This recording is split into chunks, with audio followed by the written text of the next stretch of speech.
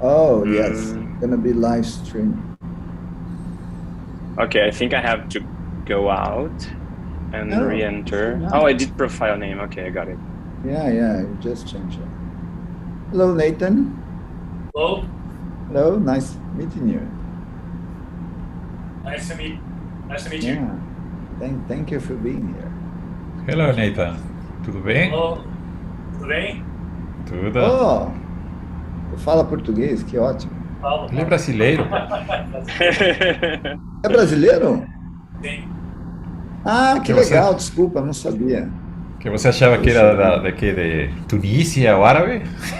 Não, achei que fosse australiano também. Não. Olá, Nathan, tudo bem? Hello, Emma. Hello, Hi. Hiya.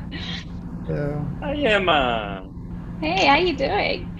Oh, I'm good. Nice to see you. You too. You look different. Yeah. Nice. Good. Yeah, great. See, you nice and to I see got all the you guys. same. You and I got the same memo, but we're in black and white spots. So.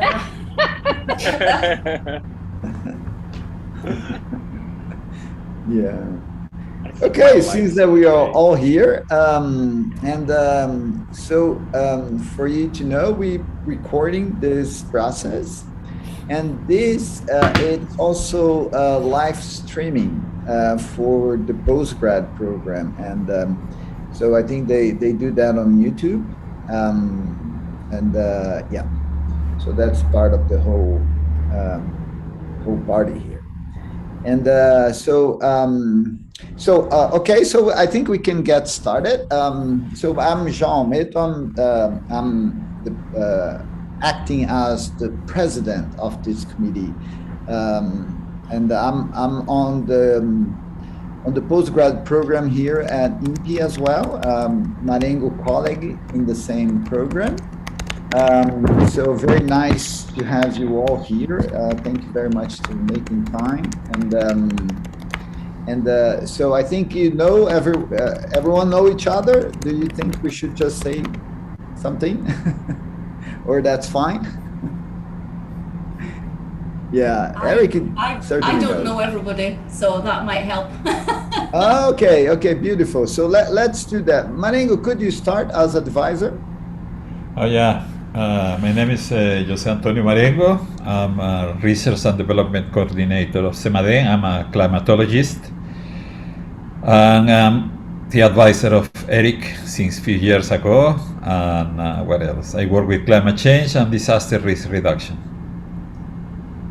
Thank you. Wonderful. Should I go to Judith on my screen here?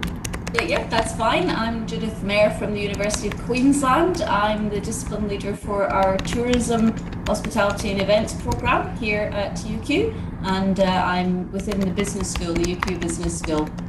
And I met Erick a bit randomly when he happened to be at UQ. Yeah. Very nice, wonderful. So, Emma? Sure. Hi, everybody. My name's Emma Calgaro. I've been working in disaster risk reduction, vulnerability and resilience work for 15 years, and I started by doing tourism related disaster risk reduction, and then I moved into sort of broader areas, and I'm now based actually in government. So I've moved on from the University of Sydney, but I'm still an honorary fellow there. Okay, wonderful. Thank you very much. Nathan? Hi, my name is Nathan Debortoli. I'm an independent researcher and consultant. I work with climate change and vulnerability, and I spent the last 5 years in Canada working in different spheres there. And I recently came back to Brazil, and I heard that Erick was doing this thesis, so I was very interested in considering the process. Wonderful, great. So thanks everyone. I think I introduced myself very briefly on the beginning. And so I do work with climate change as well. Sorry, there's a dog in the background. Kill it. Yeah, he will stop at some point. And so working with Inpe, when climate change, land use adaptation, a bit. So it's a big pleasure to be here. In the name of our program, of our postgrad program, I'd like to thank a lot everyone to making the time for this committee, for this evaluation of Erick. I didn't ask Erick to introduce himself because I think everyone knows it very well. So yes, and so what we're gonna, how this works is that Erick has about 40 to 45 minutes to present his work. He can use PowerPoint and all movies and the background with ocean and everything he wants for that time being, and then we open for the evaluation. So everyone has about 30 minutes to do their comments, their questions, or each one at its time. We eventually might be able to contribute on everyone's discussion, but we just see how it goes. And that's about, and then at the end we do the final score for Erick's work. So thanks a lot again. Erick, please, the floor is yours, and bonne chance. Thank you so much. First of all, thank all of you for accepting this invitation to be part of that examining board. And of course, my first advisor. I also thank you so much for these 5 long years we have been through. So I'm gonna share my screen. Hopefully it works. Okay, everyone is seeing my screen? Yes. Yes. Okay. All right, so yeah, that's the title of my, I need to put this, I need to hide my, okay, that's the title of my thesis, Vulnerability and Resilience Assessment of Coastal Tourist Destinations to Climate Change, developing and applying the COASTOURD Index to Balneário, Camboriú, Brazil. So the introduction, tourism is a social phenomenon which has 1.46 billion international arrivals, actually has in 2019 before COVID, which is 57 is from beach destinations. Most of the tourists look for beach destinations. This is a graph that shows how tourism has increased in the past 50 to 60 years. So tourism strongly depends on the climate system components, which are the biosphere, the atmosphere, the hydrosphere, the cryosphere, and the land. However, climate change, which is the natural variations in the climate system due to, actually is the variations in the climate system caused by natural and anthropogenic causes that we see in this second part here. And these climate variations can intensify the climate events such as sea level rise, storm surge, extreme rainfalls, hurricanes, earthquakes, and so on. So here we have the problem. To what extent are coastal tourist destinations vulnerable and resilient to the changing climate? And to address this research question, the thesis pursued 5 goals, 5 objectives: to create a methodology to map out the factors that cause vulnerability and increase resilience, to develop a qualitative and quantitative method that measure each of these factors, to integrate stakeholders' perceptions, including the tourists, into the assessment, to apply and validate the index methodology by assessing a Brazilian destination, and the last one, to reduce the literature gap in South America. So developing the index, it's very important to understand concepts before we go further. The tourism concept, I like this concept because I think is the one that most reflect the tourism phenomenon. So it's a social practice packed with complex interrelationships in the process of production and consumption. It's underpinned on cultural and historical heritage. It's embedded in a socio-ecological system. It's a social practice which takes place within a diverse environment, including natural areas, dynamic social-cultural interaction, social relations of hospitality and cultural exchange. And also it's a social practice that synthesized in the form of the tourism product, and it's consumed by millions of people. And this is just a framework that reflects the entire tourism ecosystem. So vulnerability and resilience concepts. Vulnerability in the tourism context can be understood as the propensity or predisposition of tourist destinations to be adversely affected due to their exposure, sensitivity, or susceptibility to harm, followed by their lack of capacity to cope with and adapt to disturbances as shock and stressors. Resilience can be understood based on three main properties. The first one is a shock, a stressor, or disturbance that threatens or destabilizes the system. The second is the idea of a continue. And the third is a shift in the system's interactions that maintain this continue. Example, a destination that move from a beach destination towards an ecotourism destination, but keeps as a destination and keep attracting tourists. So before we go into the details, the framework, the development of the framework was based in the analysis of 11 frameworks. So to develop this index, I have analyzed 11 frameworks based on these criteria here in the first column. So each of these frameworks were analyzed and compared with this criteria.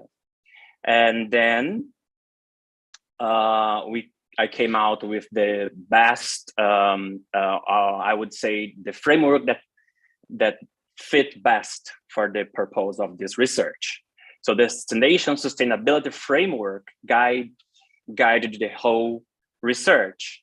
And from this framework, I came out with 9 dimensions or sub-index, and each dimension that constituted the COASTOURD index comprised of some indicators. So shocks and stressors, 2 indicators, population characteristics, biophysical and environmental dimension, built environment, tourism-specific sensitivities, economic and social, governance system, impact and coping response, adjustments and adaptation.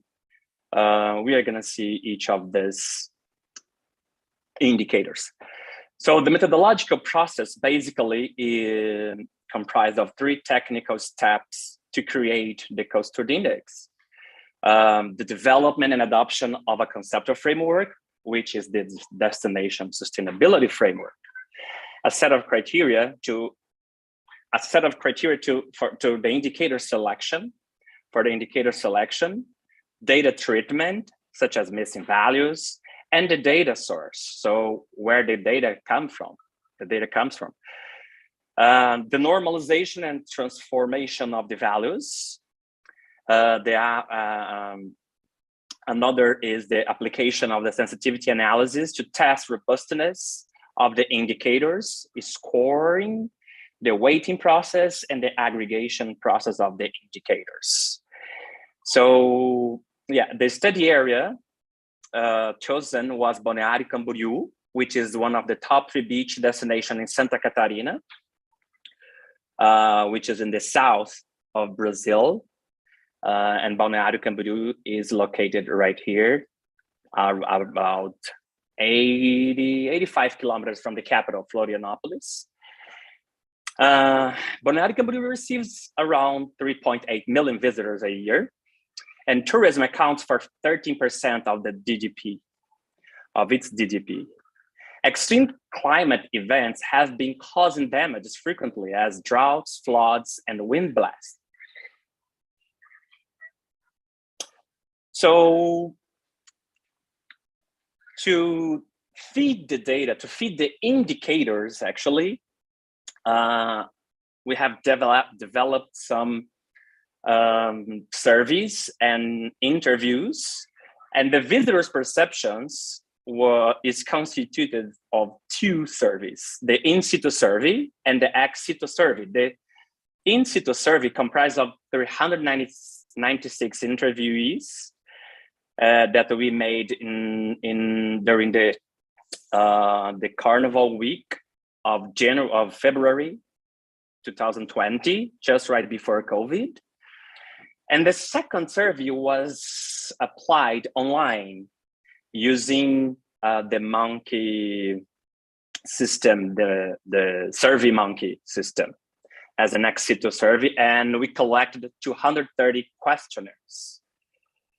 Stakeholders interviews comprised of 14 interviews by video conference, 7 from the tourism industry and 7 from institutions, which are government, local government, universities, associations, and etc.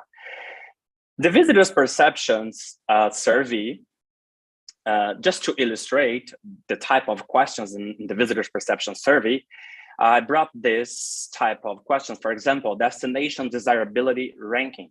So in the question that we asked tourists, their desirability to visit some destinations, actually 13 destinations, they had to choose from extremely desired to extremely undesired. And we can see here that Balneário Camboriú is ahead from internationally recognized destinations such as Rio de Janeiro and Miami. And this is a type of open-ended question that we asked for tourists. We asked them to explain how climate change could influence their destination's choice. And these are the most words that came out from the analysis. So 76% agree that climate change can influence their destination's choice. And they can change travel to a beach destination. So they could actually have more than half would change their travel to a beach destination. And the main reasons are the temperature, hot or cold, and the weather, rainy and sunny. And here is another question for the visitation intentions under different climate condition scenarios. So under this scenario, we asked tourists what would be their likely action. So under hurricane, drought, severe storms for the next 7 days before their departure to a destination, storm surge for the next 7 days, and this is the result. So the most frightening, scaring events are hurricane, drought, and severe storms. In the stakeholders interviews, the type of questions was related to their knowledge about extreme natural events. For example, if it was asked if the institution or the business know the potential harms of the extreme natural events, if they know the impact that this can cause in their business or in the destination as a whole. And this is one of the reports from an interviewee from the tourism industry that shows the annual increase in the interruptions relative to 2012. So from 2012 until 2020, the interruptions in the operation of the enterprise, of the attraction, so that the interruptions has increased as high as 800% in this couple of years. So they really have a perception that climate events are already impacting their business. So applying the COASTOURD index, the results, the COASTOURD index range from a scale to 0 to 1, from 0 to 1. So here, 0 means that actually 0 is the desired condition. So from 0 to 100 is a very low score, and so on, low, medium, high, and very high score. So for shocks and stressors subindex, we have 2 indicators. These indicators are climate and natural events tendency and attractions exposed. Here, I highlighted some important results for this subindex. And in this subindex, we have a total score of 0.602.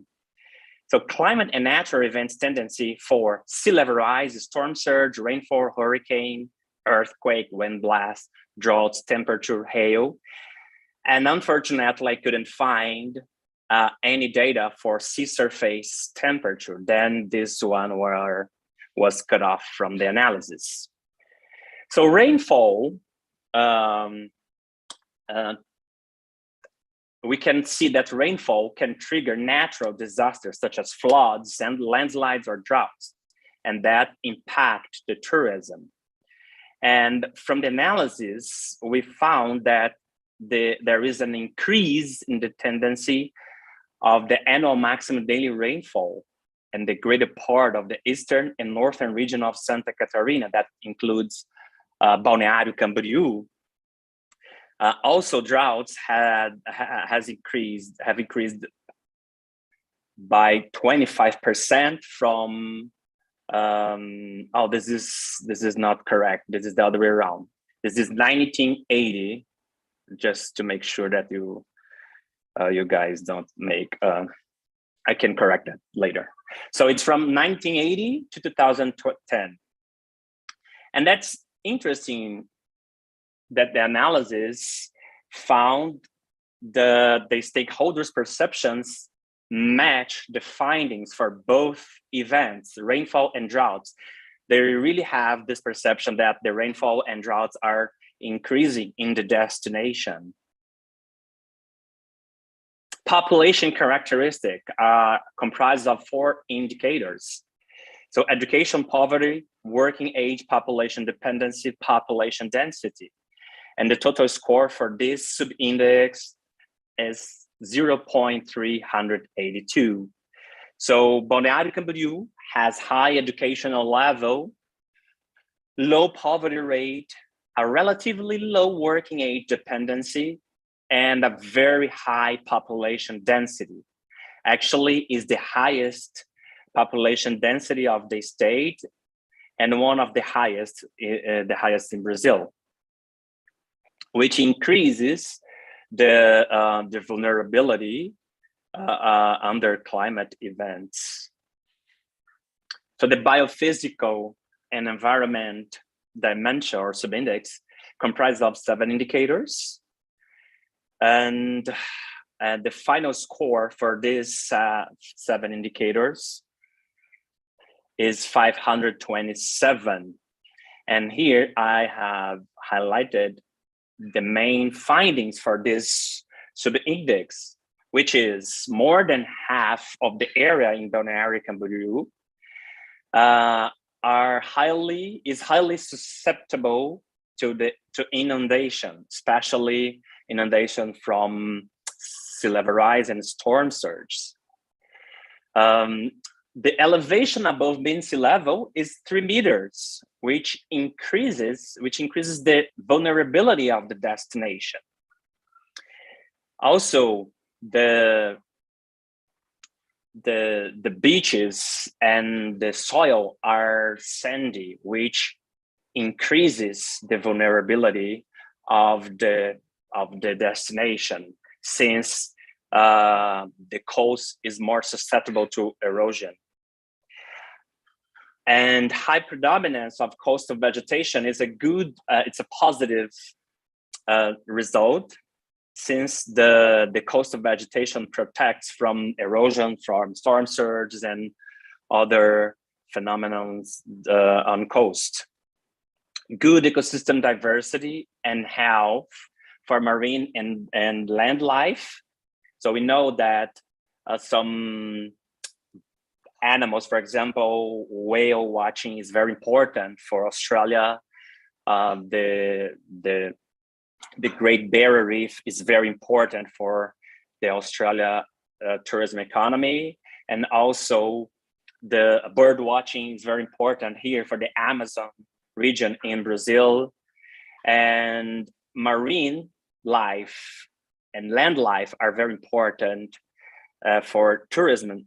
So a good diversity and health of these properties increase the resilience of the destination. There is also a very high rate for sanitation system, including the waste collection. So that also increases the resilience of destination, since sanitation system is related to other diseases and disturbances occurred under some climate events. So the built environment are comprised of 4 indicators, and the final score for this subindex is 284. In this subindex, we have these 4 indicators: infrastructure proximity to the shoreline, which is frequently damaged by storm surges. The infrastructure, the constructions are engineer designed, and it's very strong and resistant to wind blasts as strong as 868 kilometers per hour, which is where the most the strongest wind that occurred in the Balneário Camboriú history. There is also a good infrastructural access infrastructure, such as the federal highway, international airports in Florianopolis, and also in cities nearby, such as Navegantes, and also Joinville, which is another destination nearby, not too far from Balneário Camboriú. There is also a port in the Itajaí city and a wharf for cruise ships. So there is a very good infrastructure to access the destination. There is also a good infrastructure for communication and technologies, as well as electricity infrastructure. It occurs some interruptions occasionally, but nothing that can cause much damage to the destination. Here we can see that the infrastructure is too close to the shoreline, that sometimes some storm surges, or the mean sea level rise and flood the shoreline and deposit lots of sand on coast. The next subindex is tourism-specific sensitivities, which comprise of 8 indicators. And the final score for this subindex is 336 actually. And the tourism seasonality for Balneário Camboriú is quite well distributed along the year.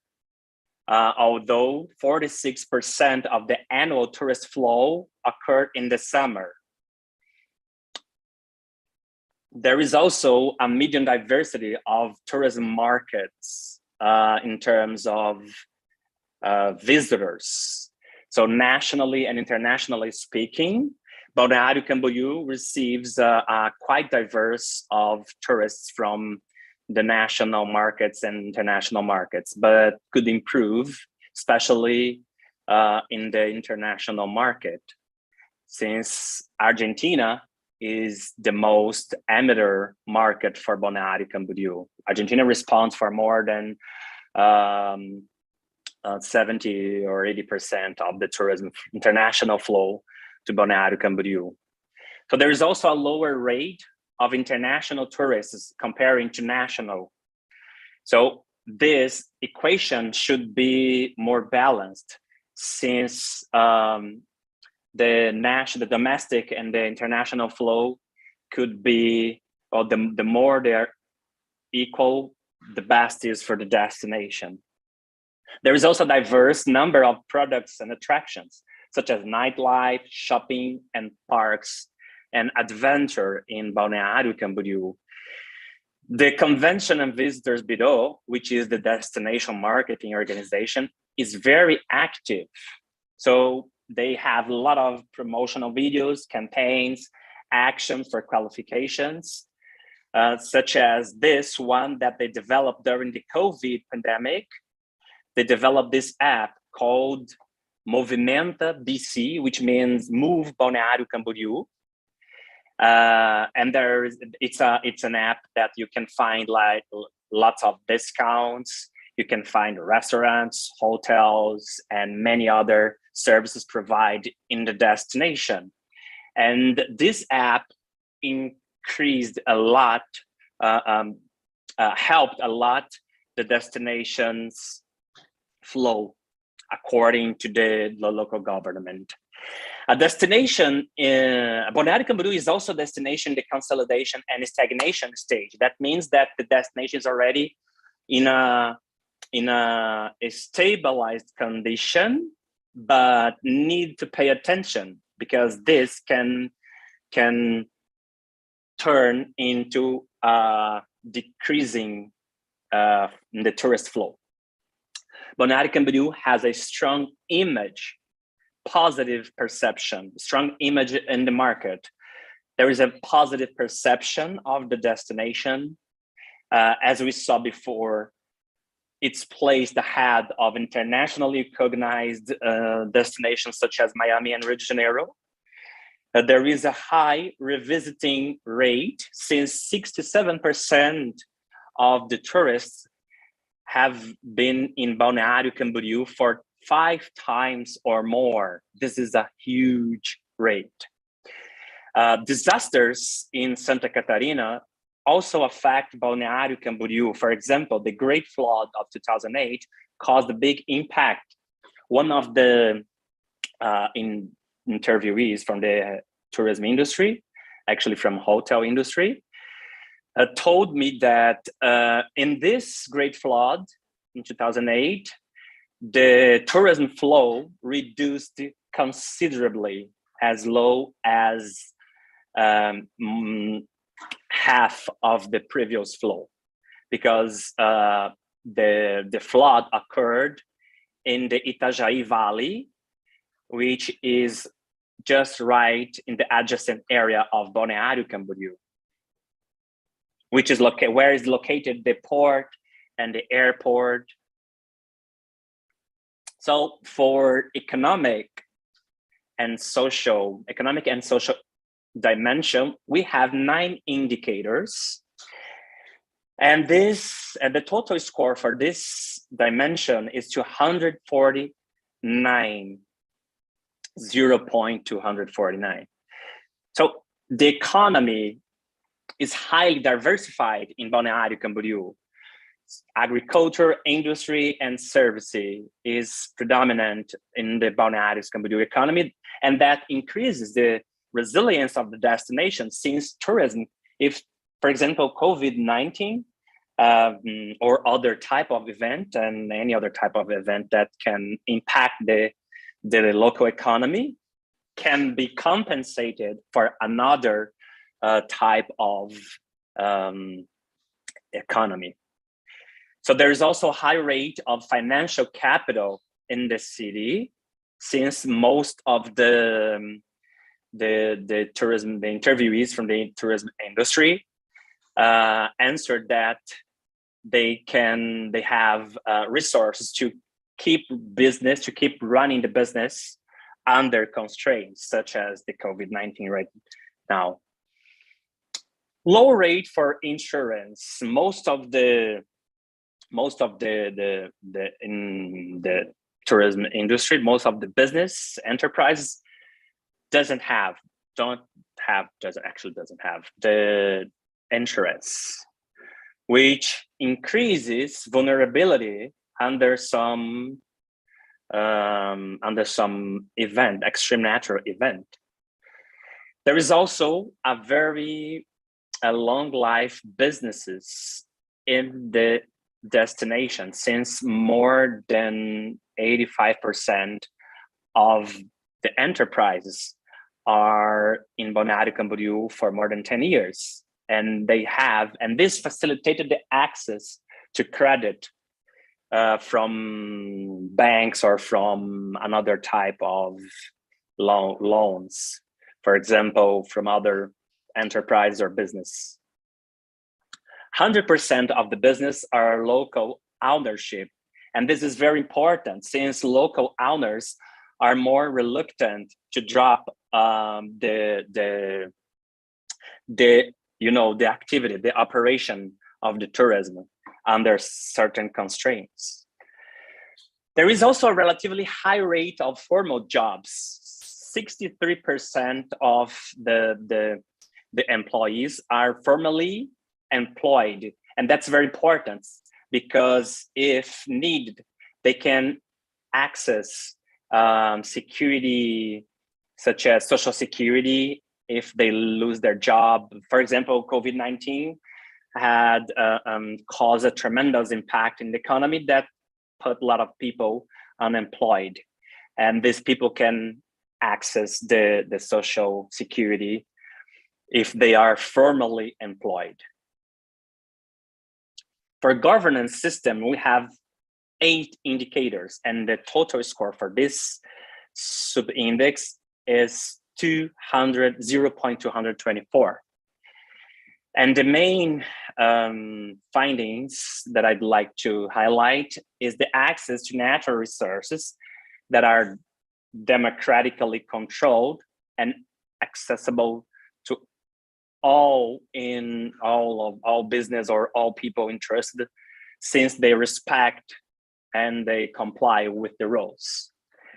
There is a very transparent management in the local government, and that increases the representation in the decision-making process. And also this have an impact in the rates of trust, which is very high in Balneário Camboriú. The local government expenditures, it's another positive aspect of the destination, even though it could improve, but the accountability is under control. The government spend less than they receive, less than they make. There is also a clear understanding about disaster risk reduction.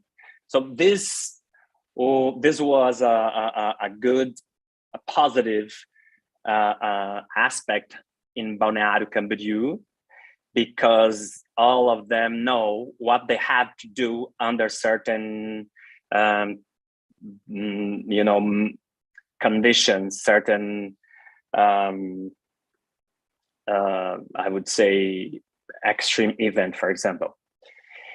The impact and corporate response in index sub-index comprises of 5 indicators, and the total score is 0.336.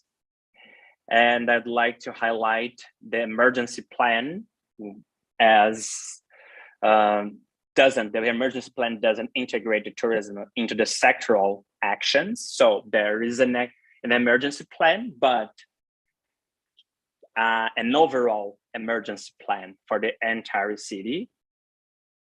Tourism industry is more prepared to cope with extreme natural events, since most of them have an action plan. and the required infrastructure is built. The staff are regularly trained in the tourism industry as well as in the destination.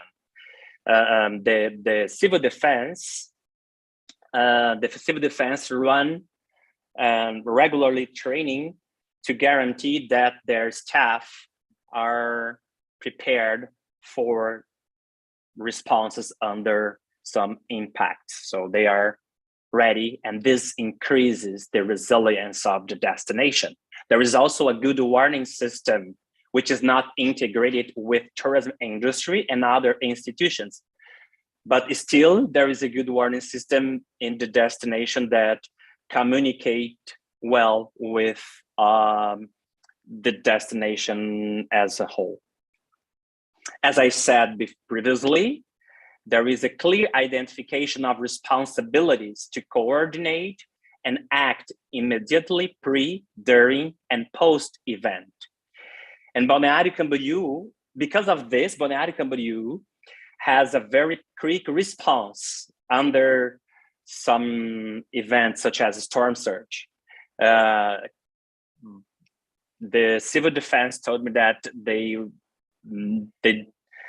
don't take more than a week to clean the streets and to restore all the infrastructure and put it back to the normality.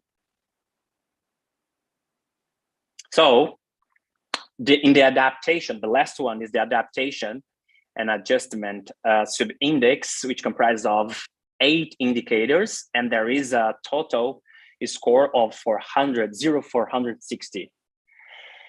And the monitoring of the emergency plan occurs.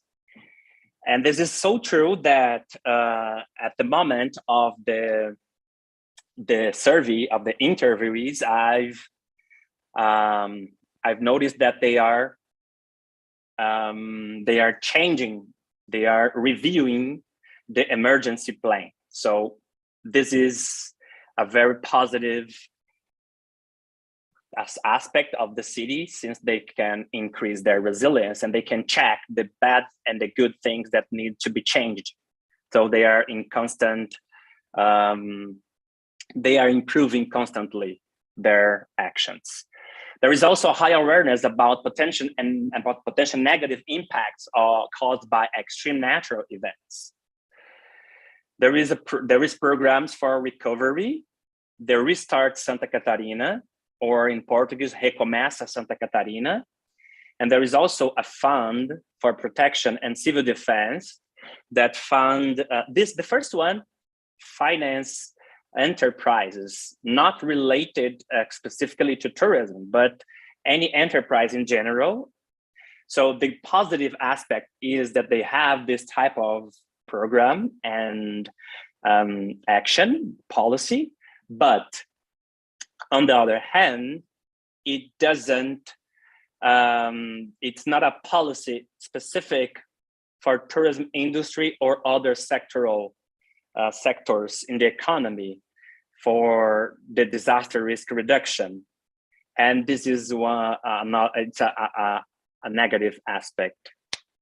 There is no climate change policy, and this is a negative aspect, since climate change policy can increase the resilience of the destination. There is also a low flexibility of the tourism industry to changes, since they only have, the majority of them only have only one source of income. So if tourism hit the economy, if tourism is hit by any type of event or any type of thing, they don't have another option to replace their income. There is also a limited disaster risk reduction exchange for learning from past and from others. Others can be the institutions, other cities, or other states or countries. So there is no there is no action, there is no policies to promote the exchange about learning from past and other places. And there is a great capacity to reorganize this space. Balneário Camboriú is a very rich destination, and this has caused to provide and to support a good reorganization. I wouldn't say good, but had provide capital to take actions such as the nourishment of the beach. So the beach nourishment occurred in the entire year of 2020, last year. It finishes probably between December to January this year. So it's very recent. And they enlarged the main beach of Balneário Camboriú, the central beach. So we can see clearly from here, this picture, the difference of the size of the width of the beach. And in the second picture, we can see here, it's a very touristic point that gives access to the mountain, to the cable car. And we can see the tremendous difference at the beach. And so the final index, the final COASTOURD index for Balneário Camboriú show that the highest score is for shocks and stressors, as we saw. This is the most vulnerable part of Balneário Camboriú, since there are lots of events that can impact the destination, such as floods, storm surge, rainfall, wind blasts, and also droughts. And this is very, I would say this is, the destination has to concern that this is one of the most scary events for tourists. So these events that occur in Balneário Camboriú are the exactly events that the tourists are scared of. And the destination has to pay attention how to cope with this to reduce its vulnerability and keep the flow or even increase the flow to the destination. The second highest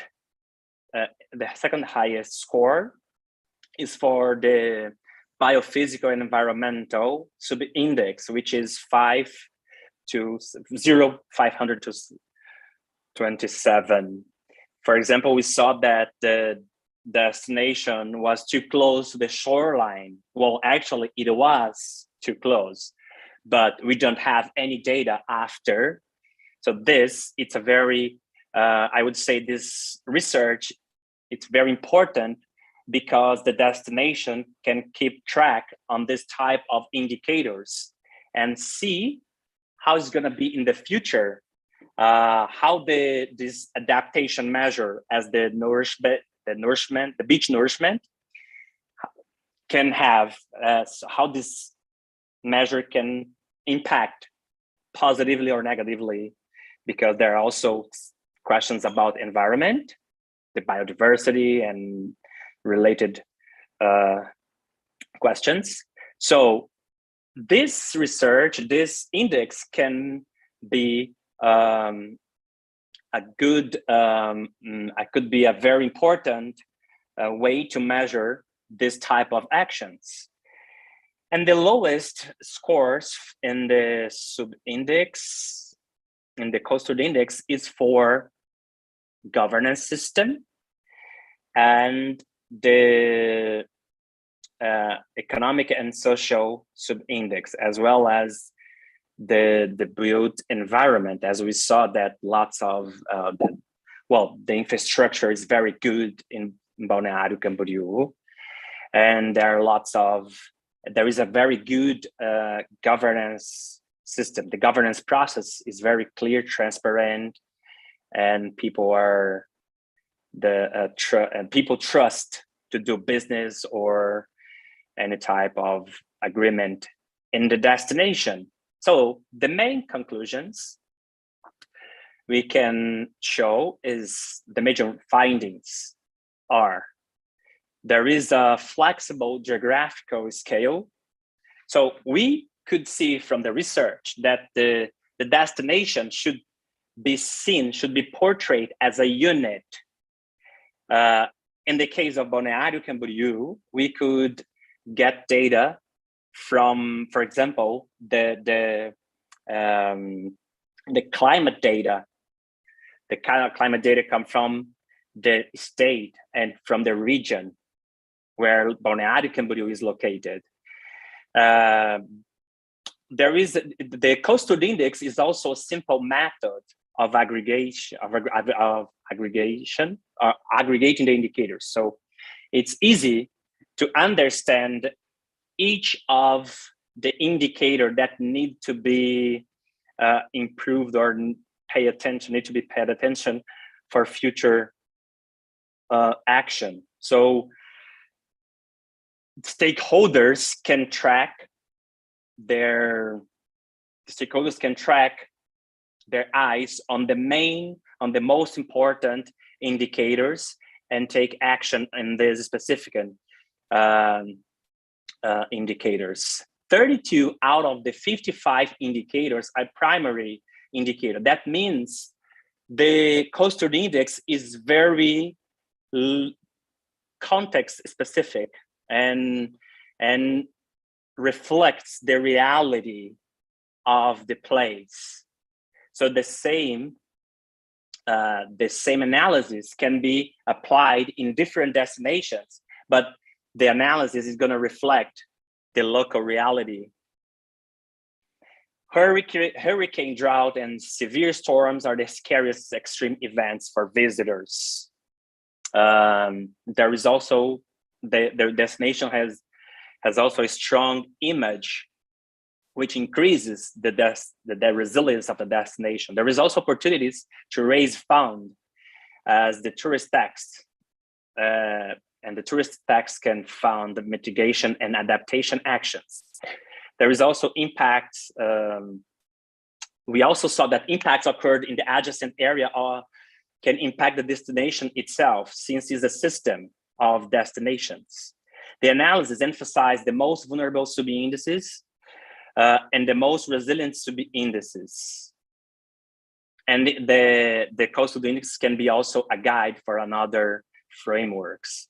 The research limitations are defining the spatial limits where the data will come from, even though we know that there is a flexibility in the spatial limits, but it still is kind of hard to understand. So if the researcher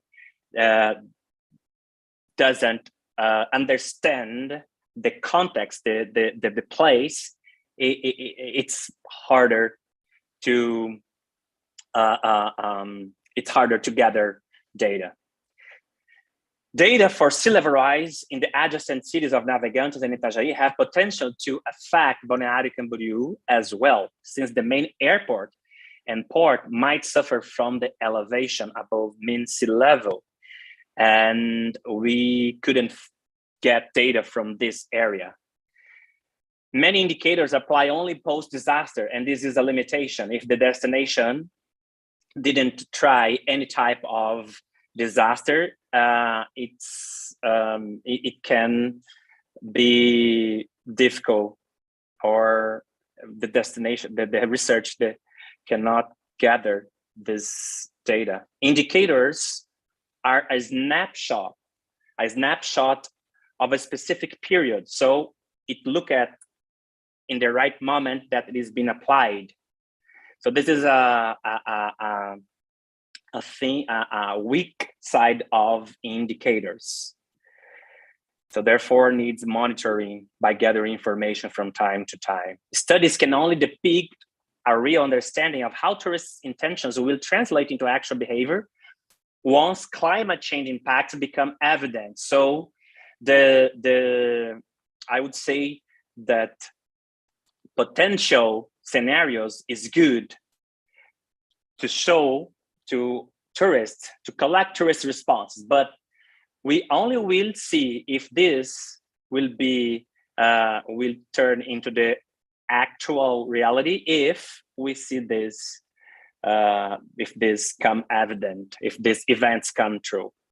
So small sample, it's another weakness of this study. Since the COVID-19 pandemic, it caused a significant impact on data collection. Engaging stakeholders, it's very hard and can jeopardize the entire study, since more than half of indicators have data informed by stakeholders. There is also a lack of robustness tests because there isn't enough data to run this type of tests, and that could reduce some indicators. Opportunities for future research. COASTOURD index has the potential to assess different sectors within the tourism industry by rearranging some indicators. If we take specific indicators from the tourism industry, we can look at in this specific sector of the tourism. It also allows for future comparison with other destinations, considering local, regional, and national contexts. Computational modeling is another another potential for future research, coupling future climate projections and potential scenarios that capture the dynamism inherent to complex adaptive systems. More research on the psychological issues should investigate the tourist contradiction of changing destination and their biodiversity loss, since they would change the destination, but they didn't give much value for choosing a destination based on biodiversity. COASTOURD index also can serve as a guide to develop climate change risk assessments. And here in Brazil, we have the Adaptive Clima, the Rede Clima, which are a research network for climate and related issues. There is also the Horizon Europe framework that is engaged in develop frameworks and risk assessments for the Europe region. And then I would like to thank you so much for your attention and patience. And this is my contact. And I would like to acknowledge, firstly, Inpe, which is my institution, the Federal University of Tocantins, that was a very important to make me free for this doctorate. Copies, which founded a part of partially my international internship, the University of Sydney and the University of Queensland. Thank you so much, and sorry for the time taken.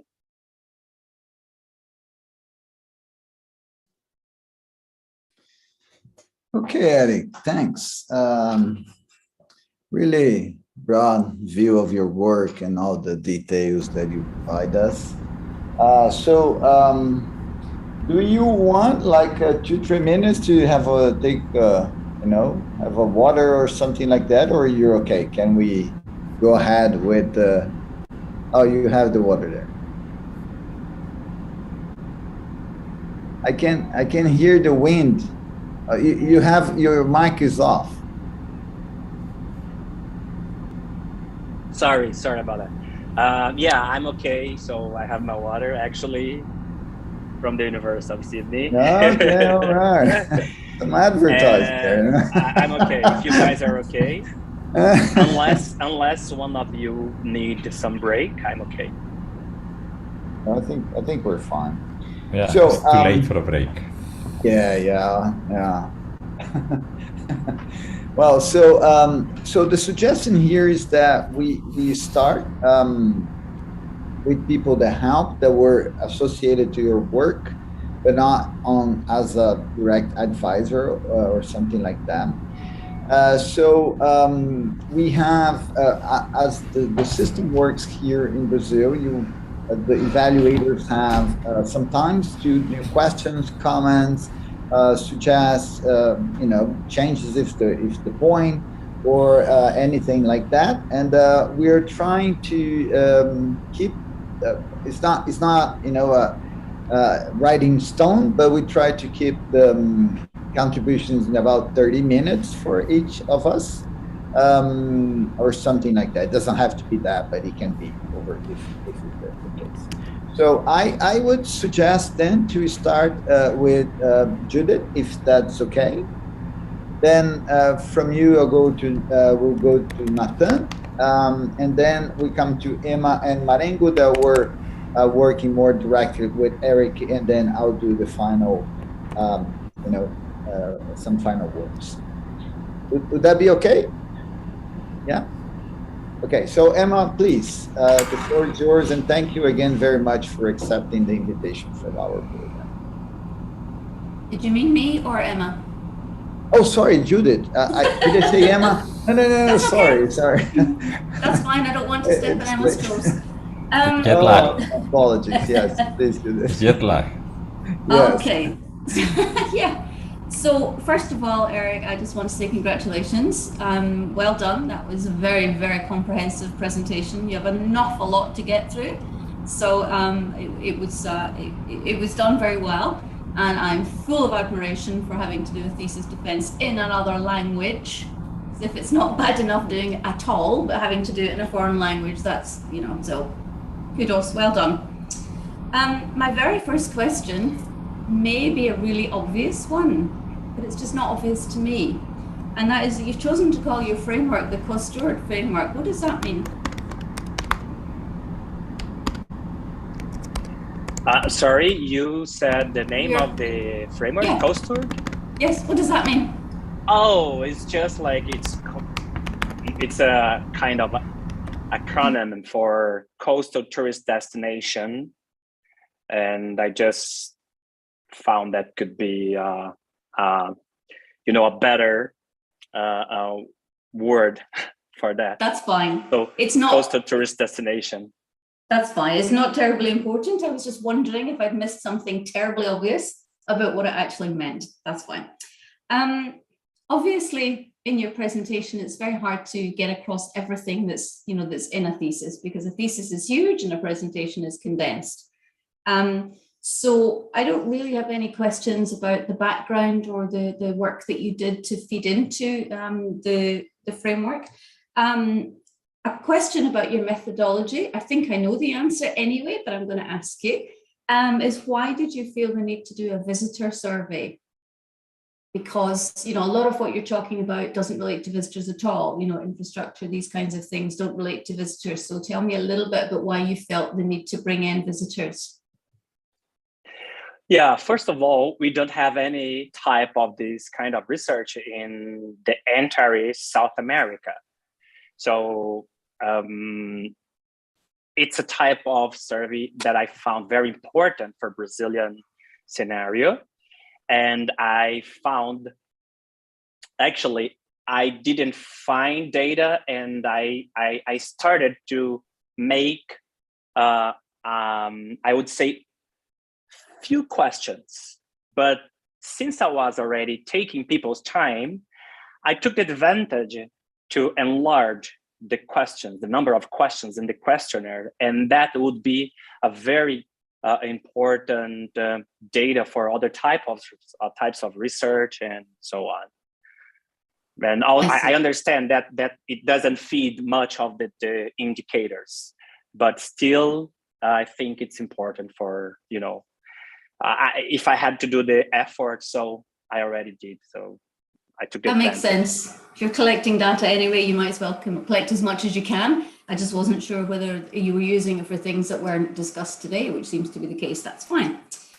At some point, you talked about the interruptions to business that some tourism operators have been dealing with. What kind of, and I think you said they went up by 800%, something like that. What kind of interruptions are you talking about there? Yeah, I'm talking about there is a, I don't want to mention the name, but there is an attraction in Balneário. There are some attractions very sensitive to wind. So they for example, cable car, for example, wheels, giant wheels. So after some wind speed, they should shut down. They have to stop the operation. Okay, so they are experiencing more interruptions to actually physically being able to operate because of high winds.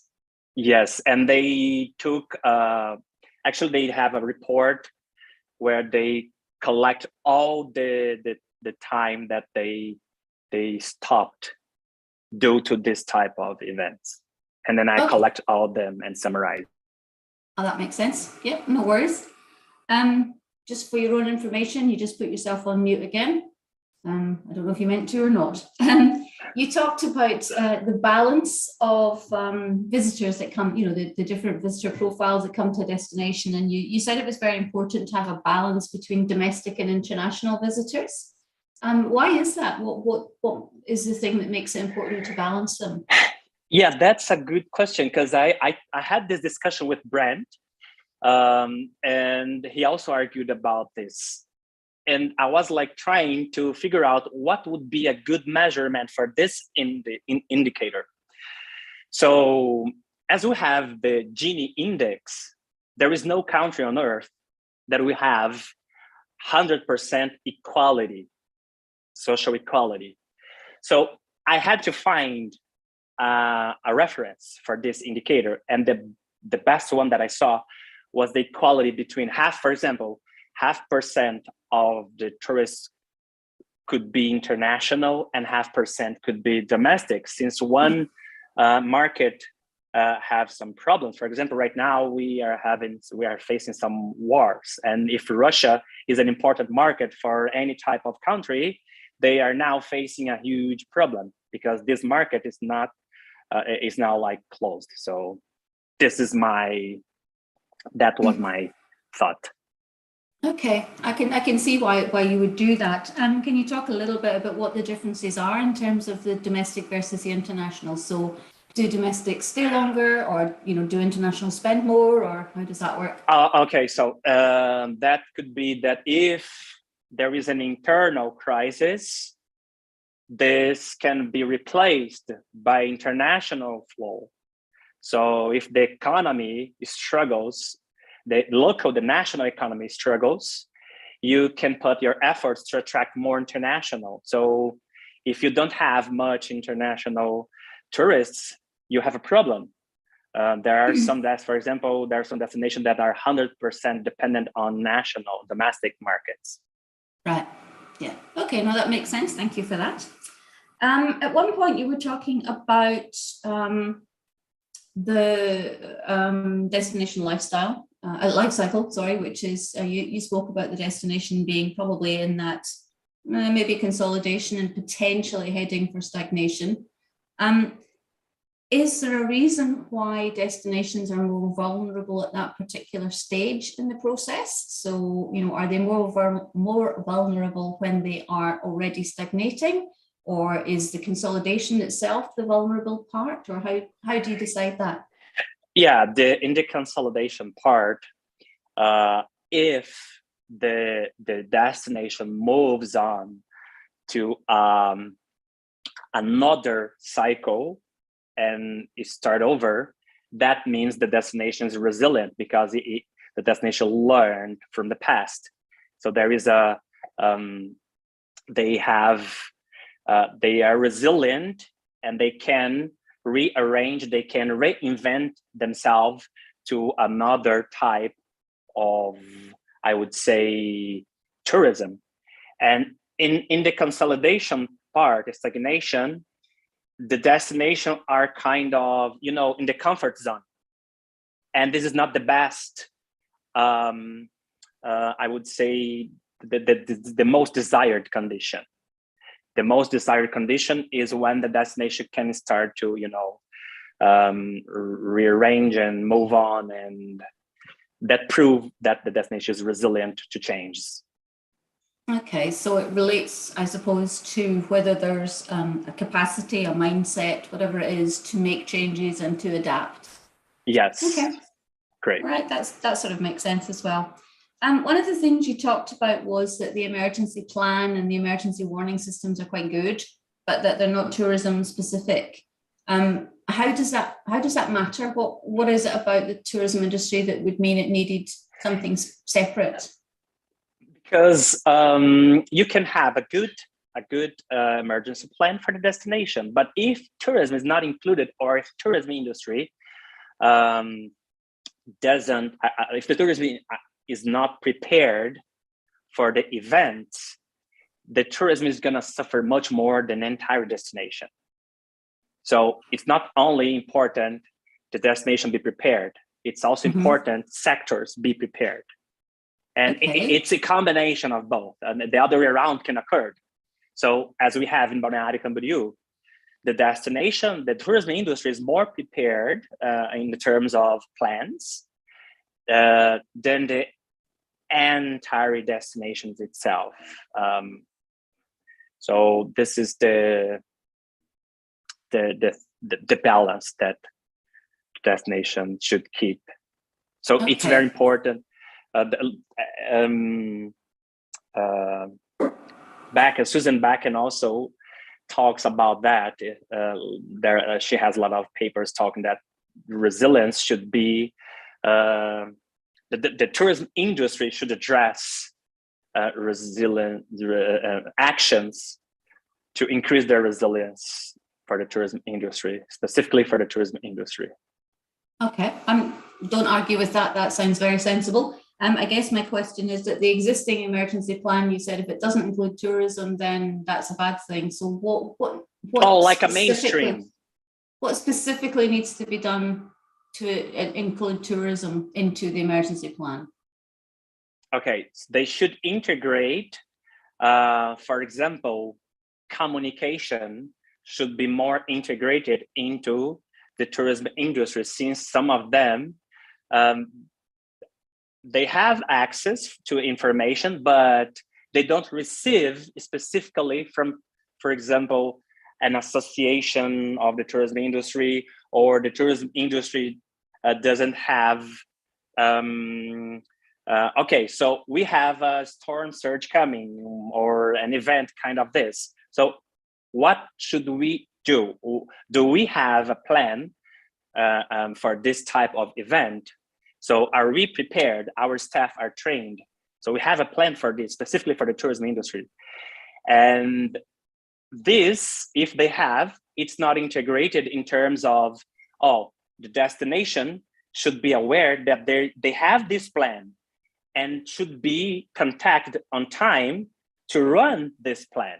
Otherwise, it's not going to be, the effort's not going to be achieved, and perhaps you have the plan, but the plan, it's not on time. Yeah. So it's I do understand, and I'm not trying to be very difficult here. I'm trying to get something particular from you, and so I'm going to keep trying until I get it from you. If there's a destination plan, okay, and if the greengrocer and the bank and the shopping centre know what to do in the event of a disaster, what is it that's different for the tourism industry that means they need their own plan? So why would a hotelier not know what to do as part of the destination plan? So why does he need his own plan? Apart from the fact that each individual business have a plan, but why does there need to be a tourism one? Because there are some policies specific for tourism industry, I would say. And yeah, in this case, shopping center, or I would say there would be, because we are looking at the tourism. Actually, I can't give you I can't think about a good example right now, but I understand that the destination itself, the destination should look at differently, for example, for agriculture sector, for the tourism sector, for the maybe education sector or whatever it is, differently because there are different needs in each sector. And if I do not integrate these plans, the destination cannot plan properly to tackle the actions to be taken. So in my view, is this type of thought. And well, yeah, I can't give you any specific That's fine. example. I completely understand, and I don't disagree with you. That I guess the thing I was thinking of, which you can give some thought to or not, is the fact that the tourism industry has people who are not familiar with the local surroundings, i.e. the tourists. So when you have a disaster, the people in the shopping centre are usually residents, the people in the bank are usually residents, and they're familiar with where is high ground, what do I do, where is a safe place. For visitors, they won't know that. So when I'm at that, I guess that's perhaps part of what I'm thinking about, is that for the tourism industry, they have a large group of people who will not know what to do in the event of an emergency. So I guess that's maybe true. something to think about. Actually, Judith, may I say something? Of course, please do. Yes, sorry, but I work in a natural disaster center. And in Brazil, I mean, there are several districts, what we call districts, around 5,700. Oh, sorry. And then the natural disasters that kill more people in Brazil are flash floods, and landslides. They're usually the ones who alerts are issued from the government to the civil defense, and civil defense will take immediate action. So, like I said, I mean, if you think in terms of a hurricane like Miami or something, I mean, we don't have such level of refinement in which people from a shopping center would be able to go to a tornado shelter or something like that.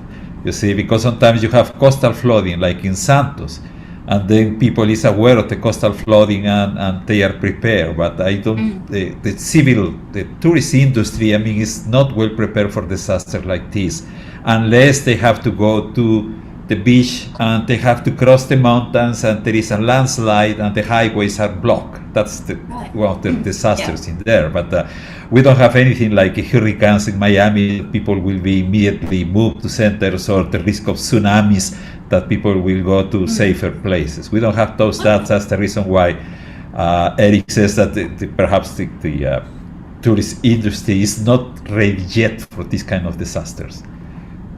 Sorry, just wanted to make it clear. No, that's very helpful, thank you. And just perhaps something then, if you're thinking, Erick, about how your framework might apply in other places with different types of risk, which you mentioned already, that this was going to be very contextual, but that might be something in other destinations. So I guess I'm thinking from an Australian point of view here, where sometimes we do have to move people. For sure. And it's a very good point, actually. Not too often, but yes, occasionally we do have to do that. I only really have one other question, and it's not so much a question as more for something for you to just maybe speculate on a little bit, if that's okay. So one of the things you said that was that there wasn't a good framework for knowledge transfer in terms of disaster risk resilience. And I'm just interested in what you think would be a good thing to do in that space. How can we learn? How can we transfer? You don't have to, answer that as a specific, just an idea. Yeah, for sure. I think that destination should keep, for example, a network, as we have. I just showed in the last slide that we have the Adapte Clima or other types of networks. So the destinations should run events, for example.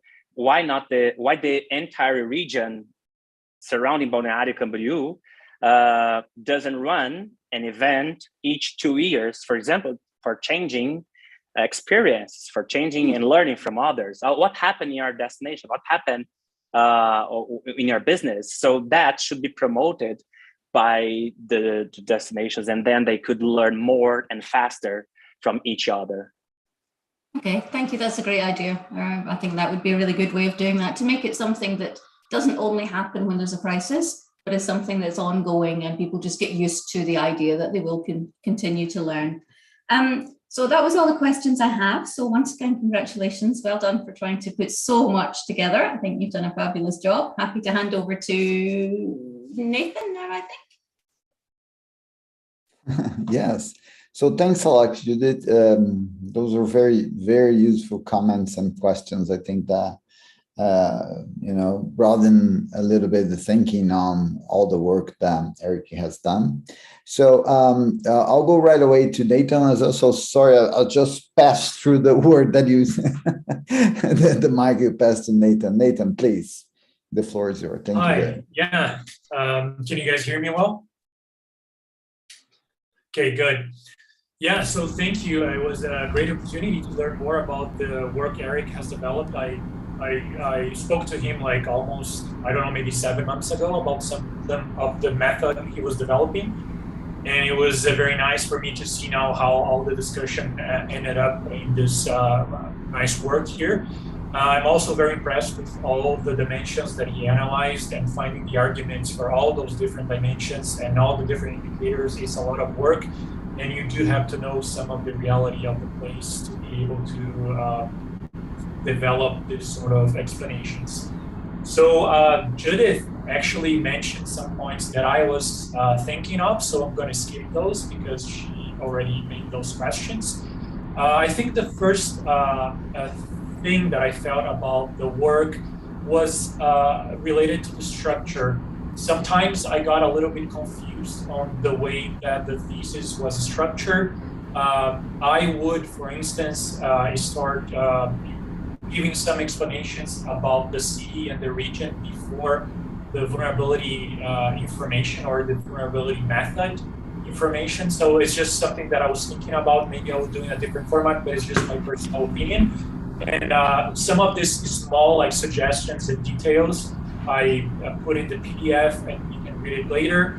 But one of the first points that I would have to ask you is that we know that the state of Santa Catarina is a state in Brazil that suffers several different hazards. And I did not see a lot of mention related to climate change about the state and the region of the Valley do Itajaí, where BC is located. So I was wondering if that was just a choice from you not to explore all these different hazards that have happened in the past, and it was just a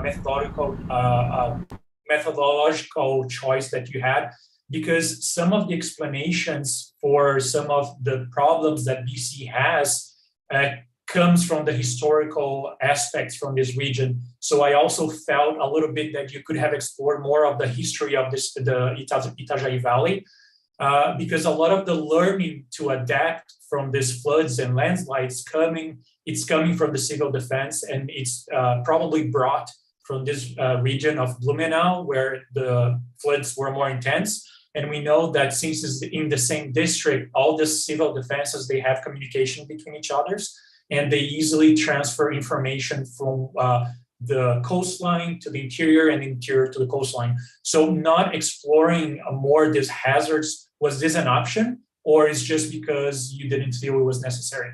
Over. Yeah, thanks for the question. Not exploring these areas, I would say that it was an option. It was a choice because it would be too much. I think I already got too much data and information.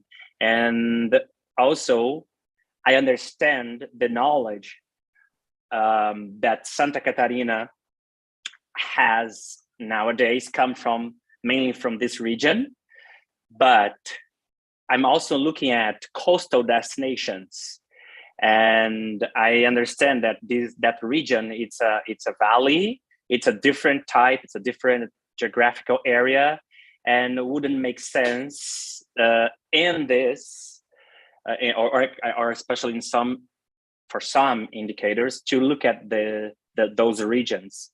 But I really understand what you mentioned, and also I think I could explore more the surrounding area, such as Navegantes and Itajaí and Bombinhas and other cities around, destinations around.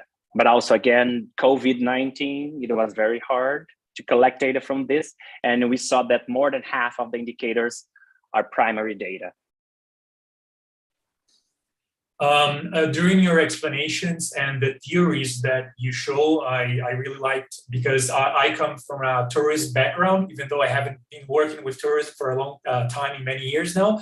But it was nice to see how the science has developed in the last few years. And it was very nice to see all these different frameworks and how things have been evolving. So I was pleased to see that table where you showed the timeline with the different frameworks that have been developed. But I felt that maybe in the explanations on your text, you should have followed that timeline of the different methods, because I would get a little bit confused with methods that were from the past and from the future, and how the complexity has been added through the years. So maybe rearranging a little bit those paragraphs so that we could follow that storyline would make the reader to grasp that information much more easier. And I was thinking about these differences in like vulnerability for BC and how they have implemented lately the beach nourishment. And I know that because I live in the state and I'm very nearby in Florianopolis, and we know already that this beach nourishment that just finalized is having already problems.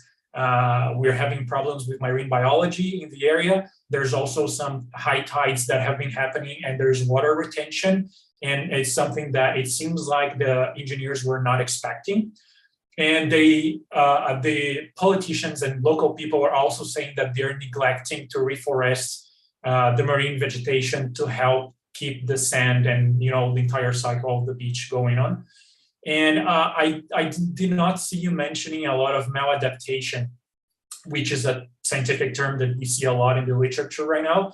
And I was just wondering if that was also a lack of time, or you didn't really think of maladaptation at the time that you're writing the thesis. It's just like I'm just exploring where you're going. Yeah. Over. Yeah, sure, for sure. Yeah, that's a good question. Firstly, there isn't any time, not time, but as you said, the adaptation measurement just finished. So I don't have any type of information. Technically, I don't know about this. Technically, I finished my thesis and they finished the nourishment, the beach nourishment. So how can I could speculate, but I can't tell anything about the maladaptation that occurred there, because I don't have any information and data, and I didn't explore the details. I don't know the project. I don't have much information about, but I do understand that could be mentioned to be careful. The destinations must be careful in the types of adaptation measurements they take. Okay, thank you. When you mention, I think it's page 39, you mentioned about missing values, and you mentioned they are estimated based on the average of all values for each dimension. And I was wondering, how did you do that? Because I felt that there was maybe not enough explanation on the text for me to fully understand how you calculated this average within the dimensions when you didn't have data for it. Could you just clarify a little bit for me? Yeah, for sure. Like the indicators, the indicators that I couldn't find data, I just averaged the remaining indicators. So it doesn't make sense to include this data as an average of all of those. Okay, so if you have 9 events, we have 10 events, but we didn't have the sea surface temperature data for sea surface temperature. So it doesn't make sense to get the average for the 9 data and put in the sea surface temperature. That could be the same. So I just cut off and calculate the average between the 9 indicators. Okay. And in the case of population density, we know that BC has a very high seasonal change in the population rate per square meter. And how would you, like, because you're trying to explore an indices that could be used by other places worldwide. And I was wondering, how did you tackle this issue with the fluctuation in the population? Because this could alter a lot how the indices will behave, depending on if you're looking at be seen in one time of the year during the winter, or if you're looking during the summertime. Yeah, I understand that. Seasonality is it's a huge problem actually in tourism. And when you have the population density is calculated considering only the residents, not the fluctuant flux, the tourists. It's not, tourists doesn't account in the calculation. So the density take into account only the residents. But in your question, I don't think, actually I couldn't get what exactly you want to know or clarify about that. Yeah, it's just, for instance, when you're calculating the indices and you have this amount of population for your area, and let's say that during the summertime you have the triple of the population, the impacts you will have in this infrastructure or any of the uses of like transportation, water usage, all those things will affect the indices and how the municipality would be able to cope during that time of the year, because of this influx of people in a different, that is different from the local population. Season. So maybe it would be interesting to mention that's true, that people should consider this fluctuation and this is for all the destinations, because you would have that fluctuation everywhere. So maybe just including that information for the indices would be more accurate. That's true. Definitely, I agree. Okay. I was just wondering, because you had the opportunity to speak to a lot of policymakers and stakeholders, and nowadays we're talking a lot about climate smart. So climate smart is just like including climate information or including frameworks or practices that could help projects going on that do not include climate data to start including climate data, not only climate data per se, climatology, but also climate scenarios.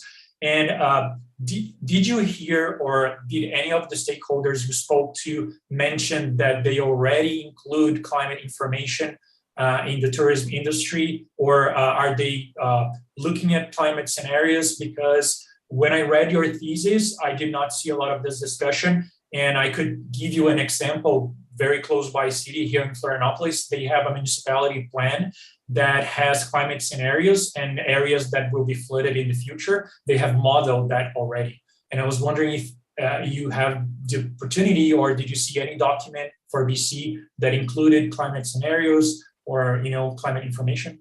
Over. Yeah, I've spoken with many managers from the local government, and actually for me it was a surprise because they are not that familiar with climate related things, climate change. They know, of course, they know events, they know about these issues and how these events can impact their destination, but it's not a thing that they discuss itself and they consider in the policies. Even if you look at the local plan for the civil defense, it doesn't mention, there is a mention of climate change, but very adjacent. So it doesn't tackle actually the issues related to climate change. Okay, thank you. I have still some few questions. I think the result of the surveys you presented in percentages through a text discussion. Maybe if you can bring that into a table, would also help us see it more clearly, the different perceptions and the responses from the interviewees. A lot of the word clouds that you used, I saw some words like yes, no, and things that maybe are not very useful to understand what people are trying to say, like the main words that would actually mean something, maybe trying to delete these articles or words that are less important would make it easy to understand what people are trying to say by their comments or the response to your questions. When you showed us that chart about that place called Unipraias, which is this park that you said that has the lift, and you mentioned that in this park they had to stop activities for many hours during certain times of the year. And you mentioned that most of the time that they had to close the park activities was during the summertime. But when I was looking at your graphic, it seems like September, October were the months where you had most of the hours that they were not able to use the equipment. So maybe just checking that to make sure that it's rather spring than summer. And I think it would make sense to say that it's springtime because— But January, summer. Yeah, because you say January, February, and December, January, and yeah. So maybe I have to check. Just check that, because I think most of the graph shows the springtime as having most of the issues. And some of the climate data that you mentioned that were not available, sea temperature, I think, and there is a— I don't know if you heard about, but there is a state meteorological place here in Santa Catarina called Climerge, and they usually make a lot of readings for sea temperature, sea level rise in the state. And I don't know, maybe Marengo could correct me if I'm saying something wrong, but I feel like I have seen data on sea temperature for the area and also for different tides. And maybe have you had the opportunity to look at this website? Climerge.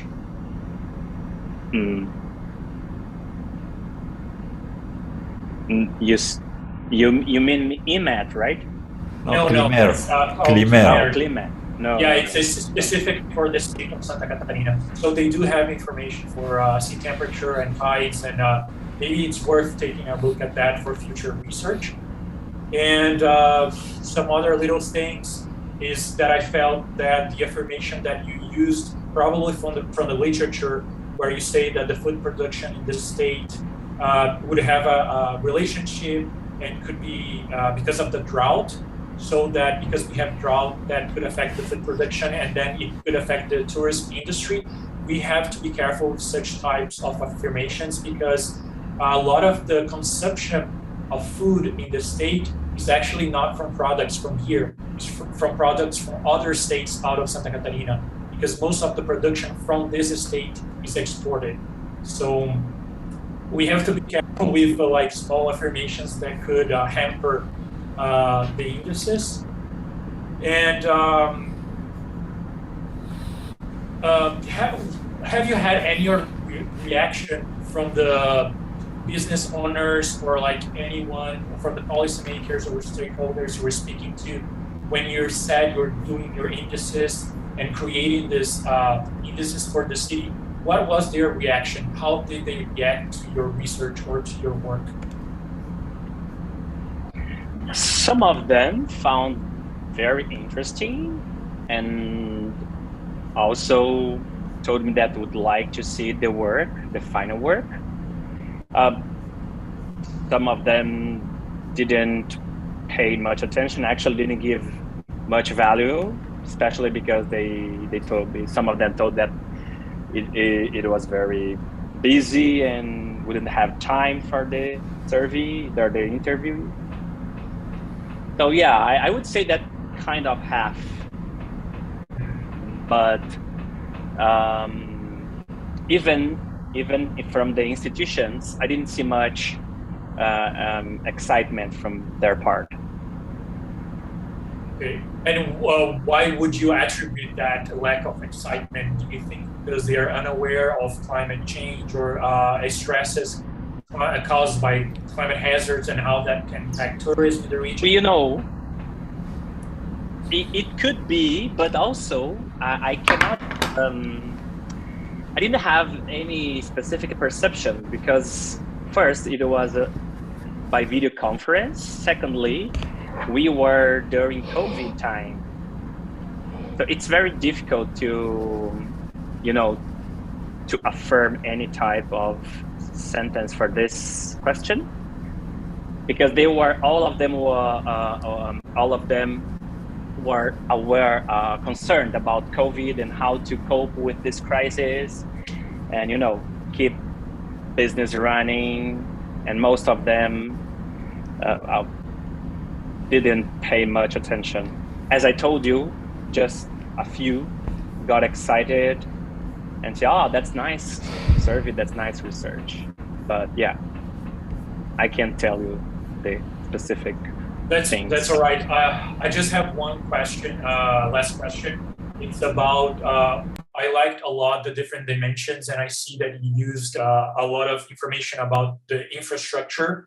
But have you, I felt that maybe you could have explored a little bit of the choke points related to, for instance, transmission lines. If we have a strong storm that could knock down a lot of the transmission lines, I saw in the thesis that you mentioned that the shortages of energy were really short.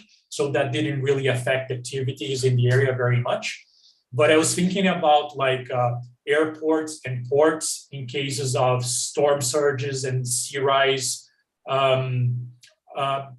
because now we see everywhere that with the increasing temperatures, a lot of the flights can be affected. Airplanes, they cannot fly at certain temperatures, or they have to carry less fuel or less people, and that has an impact on the transportation and how the places can be have an access to.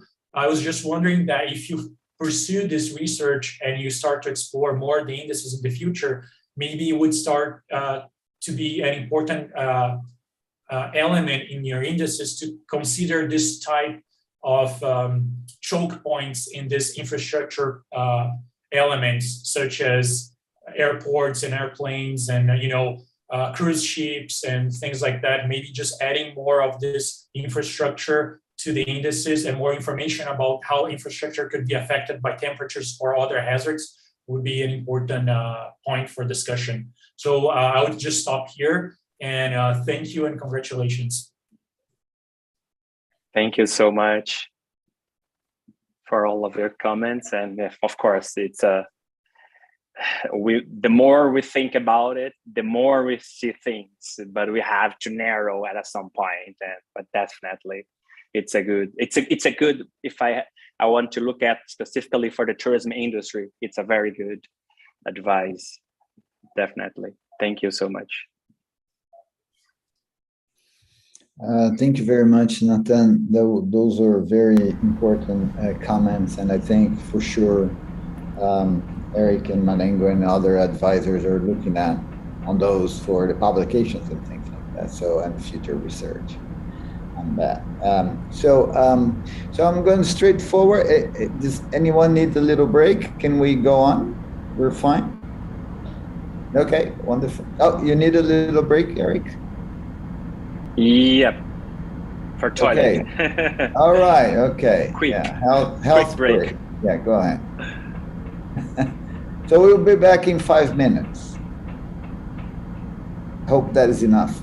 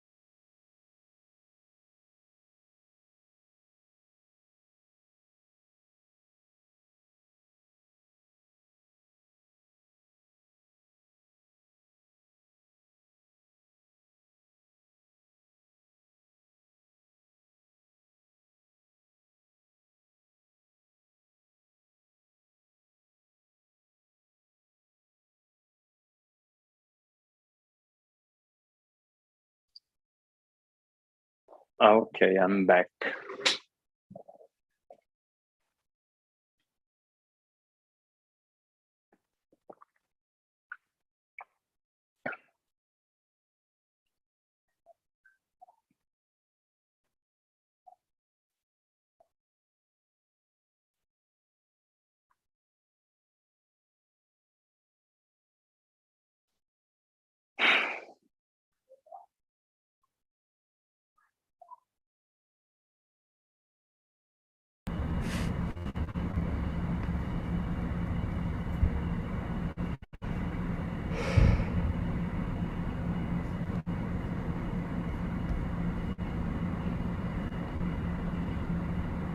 Tá em Brasília, professor?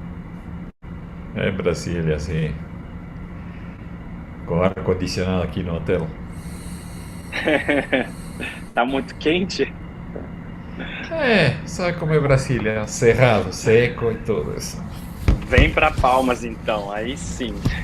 Já esteve em Campo Grande na semana passada e aí sim foi quente, né? Então, tá pensando mais naquele paisagem de praia atrás, né? Tô precisando, saudade do mar, viu? Meu Deus.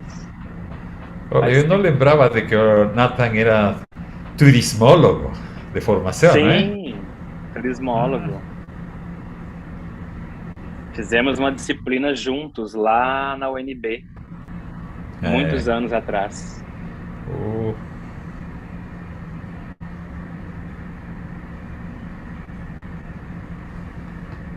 Apesar que ele fugiu bastante do turismo. Ele virou contaminado com a climate change. Exato. Foi picado, né, Marengo? Foi picado aí. So sorry, I took a little longer. So can we go on then? Yep. So, all right. So, Emma, so the floor is yours. Thank you very much for all your help with Erick and for being here with us. Thank you. No problem. Thanks, John. Erick, well done. It's an amazing feat. As you know, when we started talking and you approached me to work with you, on your PhD thesis, we were talking about the difficulty of translating theory.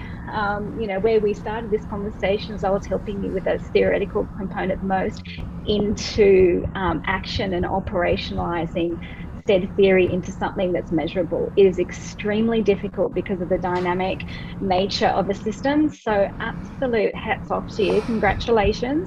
It's no mean feat. And as you know, I was sitting on the fence about indicators from the start, but you've won me over. So well done. That in itself is a feat. Thank you so much. That means a lot. No problem. So look, you've done a fantastic job. I just, on today's presentation, I did just have some questions because I didn't see your whole thesis as in completion. Yes. So it might be in the thesis document. I'm just not sure. I just wanted to know, you did say that there was like a low sample size and part of that was because of COVID. Can I just ask, for example, like, can you give an idea of like how many businesses there are, operators, et cetera, how big is the tourism industry sort of in, BC? Because I just didn't give an indication of that. Do you have a rough idea? Yeah. It's around 250 between hotels and actually more, because it's only hotels is around 120. So plus restaurants, plus tour operators. So yeah, I would say around 300. Okay, and so 250, 300. Okay, and so your sample size was how many businesses and operators, etc., did you get to talk to? Can you just remind me of that? I'm just trying to get an idea. Just seven. Okay. Yeah. Okay. And was that the reluctance because of COVID? Is that what you're saying? You're alluding to because earlier? It's very hard to. Professor Marengo, could you mute your microphone, please? It's just giving. It's. I think is interfering the Yeah, thank you. Yeah, Emma. Yes, mainly because of COVID. We couldn't, by that time, we couldn't go out that much. It was not actually a lockdown, but the city was facing restrictions. So I couldn't be in Balneário Camboriú, and by video conference is so hard. So you sent questionnaires by email, you send questionnaires by WhatsApp, or in Brazil we use a lot WhatsApp, even for business. So I've tried so hard, but unfortunately I couldn't be so successful in this. Okay, no problem. Yeah, I understand those challenges. Anyone who's ever done any field work understands how difficult, that terrain can be and working around that. So that gives me an indication of that. Thank you. And also, I just want to go back to the economic sensitivities. So initially you said, as an area that the economic sensitivities were fairly low. But then when you talked about the tourism businesses specifically, you said, they have such a high dependency on tourist flows and income and coming from those tourist flows, and there wasn't much diversity in their income levels. So could you just talk us a little bit more through that? Because for me it's like it's sort of sitting at different levels, and I'm just trying to get my head around. I'm trying to picture, for example, COVID or whatever, right? That was a massive issue for tourist flows all over the world, and for everything else, supply chains and everything else. It's really just shown how sensitive our whole global system is to things like this. So can you just give an indication of, for example, in COVID, like what happened to these tourism businesses? You said they're established. So in my mind, I'm thinking, okay, did they get to survive that really rocky period? Did they have lots of financial reserves to draw upon to keep themselves afloat so that they could come back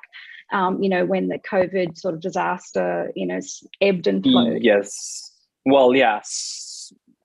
From the survey, which is a very small sample, I saw that most of them, they could overpass this crisis. They do have savings for that, or for emergencies, but some of the interviewees told me that lots of business went to bankruptcy, and some of them even took their life because they just started a new hotel and then everything was closed, and this guy couldn't support, it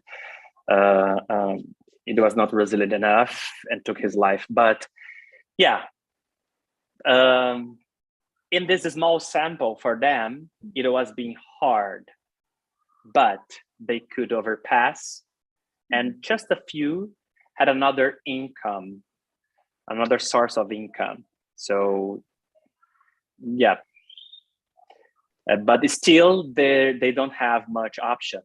But the good thing is there's not many income diversity, but there is a good amount of savings for constraints and tackle this type of event. So just on from that, I mean, yeah, that makes sense. So I'm just trying to picture, so what happens in BC. So with regard to, for those businesses that couldn't survive, I get the impression that the economy and the general area is quite wealthy. So there are different industries. So are there different industries that people who decided to leave tourism could have flowed into? Is that correct? Or they would just leave? The last part?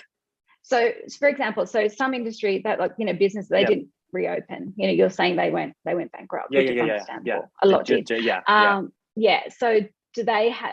I'm from what you said earlier, it sounds like there's a very robust economy and it's quite a wealthy area generally. So, and there are different employment options. Can those people easily move into different employment options within that area, or do they have to get out? Yeah, they have to leave. It's easier, but from the sample that I collected, I couldn't see much flexibility for this. because I think they were in a comfortable situation at some point, because they had, they could afford that.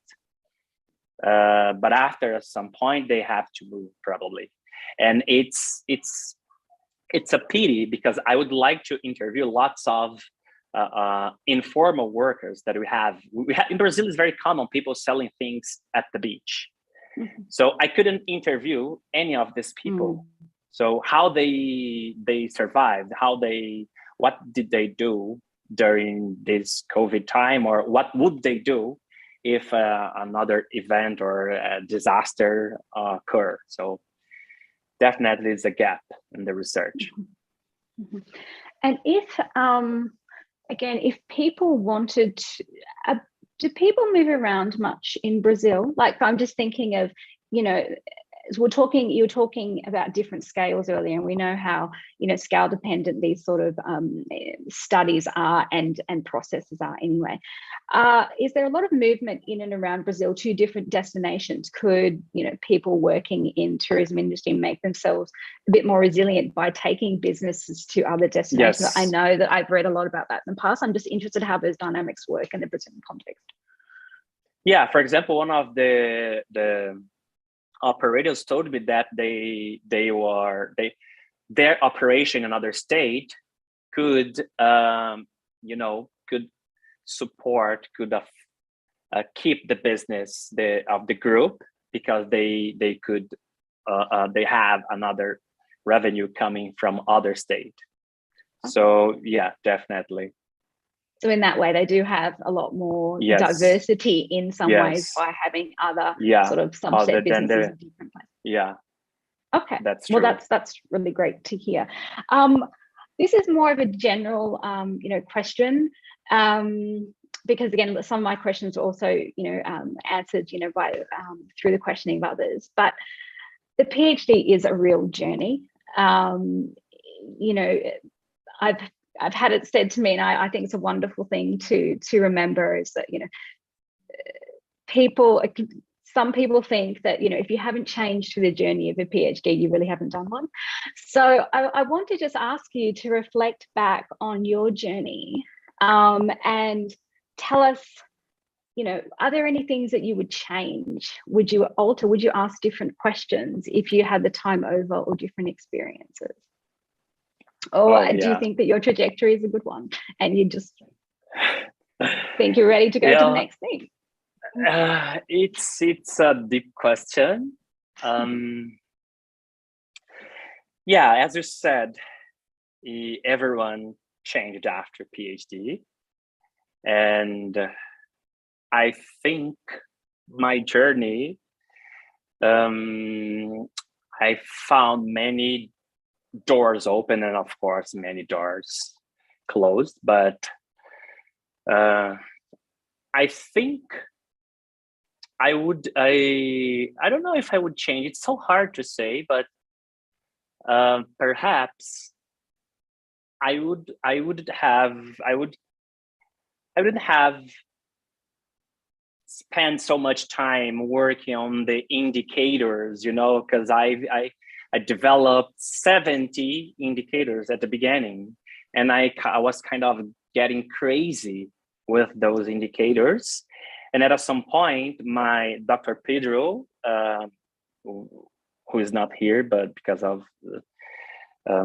health reasons, he said, Erick, don't just go on.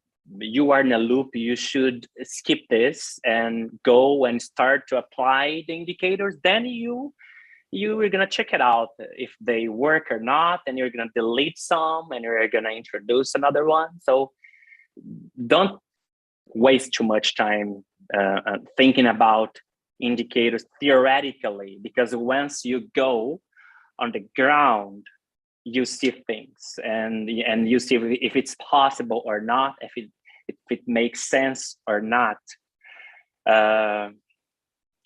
One thing that I would keep definitely is the understanding of the theoretical basis. That's very, very, very important, because I remember once I was collecting data, I was like, this is the this is like this can fit this on the framework. Oh, so that's very nice. And I don't think I would work with so much things. If I would do again, I think I would reduce, I would limit more the focus of the research, because the entire destination and the entire system is kind of crazy. I got desperate sometimes, and it's and there is no one to help you, because it's not a thing that you were alone, because I had you, I had Professor Marengo, I had many, but it's one thing that you are working on. So you should go through this.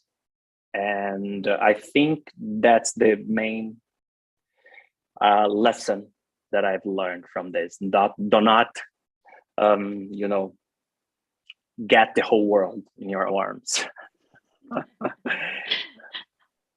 Awesome. And one last question. I think we've all been there.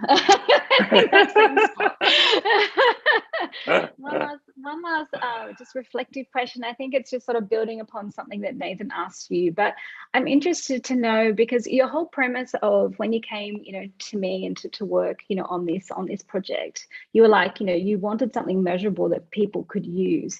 How do you see, so going forward, how do you see this tool being used, particularly like, you know, in the destination? And, you know, as you know, with research, we often make the mistake of, we do our research and then move on, but we don't go back, you know, to communities and follow up that next step and say, okay, this is what I've done, this is what I've got to share.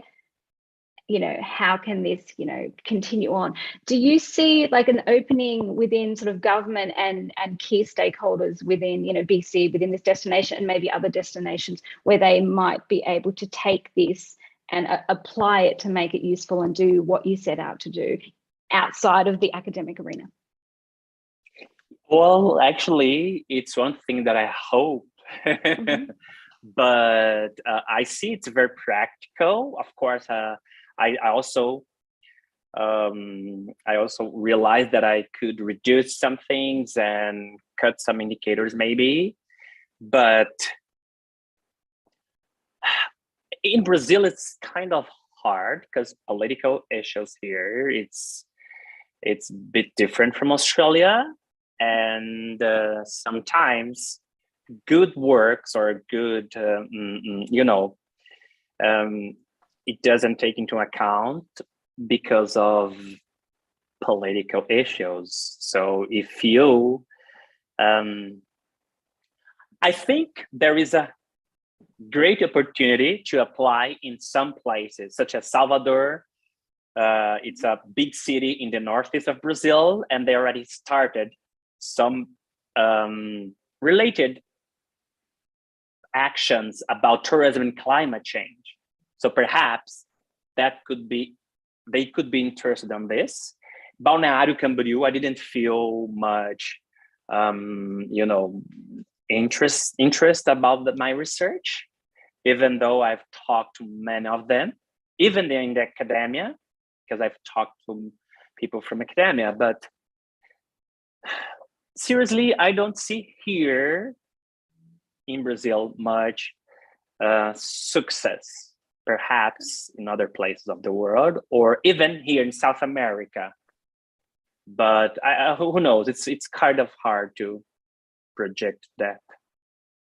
But I wish, of course, all of us that are working on academia, we wish to see our research, you know, being useful for government, for stakeholders, for, you know, for society. And I think this, well, trying to be boldest, but I think this research could help and improve a lot. Many destinations, as we said before, they just took an action. The beach nourishment in Balneário Camboriú, they now could check lots of indicators relating to that. For example, environmental issues, another geophysical issues that could be changed in the indicators. So from this is starting point to the next data collection could change. And that would be a good guide, a good direction for our policies in the future. But yeah, I wish. Well, he's hoping. Well, congratulations again, and I'll let you off the hook and I'll pass you on to the last people. Thank you so much. Thank you, Emma. I really appreciate your comments. Yes, thank you very much, Emma. Thanks for the very, very comprehensive comment as well. And I'll go straight to José Marengo for his impressions and comments. Marengo, please. Okay, yeah, thanks a lot. Actually, first I would like to congratulate Erick. I mean, all these years he has been doing an excellent job since the beginning. Because of his background in tourism, we decided to work on climate change and tourism, which is something relatively new in Brazil and I think in Latin America. He suffered a lot, like any one, particularly with the COVID, because he started to do the real novelty in terms of the interviews, but with the COVID, I mean, basically set that back everything. And I have to admit, I mean, it's really very, very interesting the way he developed those indices, the COASTOURD index, the way he combined. I mean, at the beginning he was suffering, I myself was suffering too, how to give weights to different sets or different variables in there. I mean, so he applied his experience, because the work he did, which I read the thesis from the very beginning to the very end. And like I said before, I mean, it was a privilege to work with him, because it's something relatively new. Climate change and tourism in Brazil, you don't find too many things. CAMBORIÚ, the BALNEÁRIO, CAMBORIÚ VC, like everyone call. I mean, it's, from what I know, it's basically a great example of a middle class, upper class tourism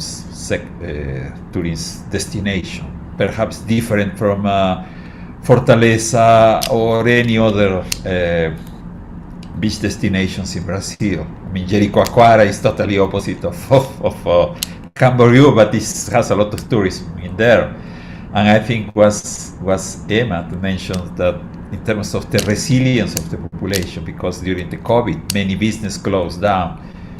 Some of the hotels in there, they are franchised, they have money from other states and other countries, so they managed to survive. But a small business, I mean, the government gave some credit, but sometimes they couldn't resist and they basically closed. And perhaps this was a different study that if Erick would have done the same 10 years ago, perhaps the results will be different, because of the came a new variable, COVID, in there, you see.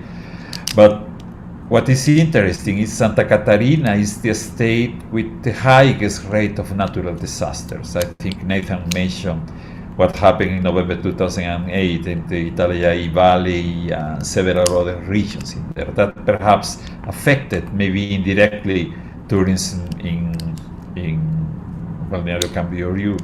But if we think in other tourist destinations, like the city of Petrópolis, for instance, in the mountains, I mean, we were more than 200 dead last month because of intense rainfall in there. So the tourism in there is different from the beach tourism, but it was quite sensitive to the extremes of weather and climate. And also, of course, the climate change issue is important in there. I think we discussed with Erick in terms of climate change, but is very, very little done in terms of climate change, because when you think in climate change, what we would expect, you perhaps will be waiting for stronger winds, you will be waiting for storm surges, which is something that it has been projected to increase in southern and southeastern Brazil, and also the risk of sea level rise. I mean, the idea of sea nourishment, beach nourishment, actually, is some sort of example of adaptation. We don't know if it's going to be a maladaptation or not, because I think at the development was done last year, and since the very beginning there was a huge amount of population and institutions complaining about the possible environmental impacts. And I think, as Nathan mentioned, they're already there. So we don't be surprised in the next 20 years the beach goes back to whatever it was last year, you see, because that happens in Santos too. So there are several issues, several questions. Sorry.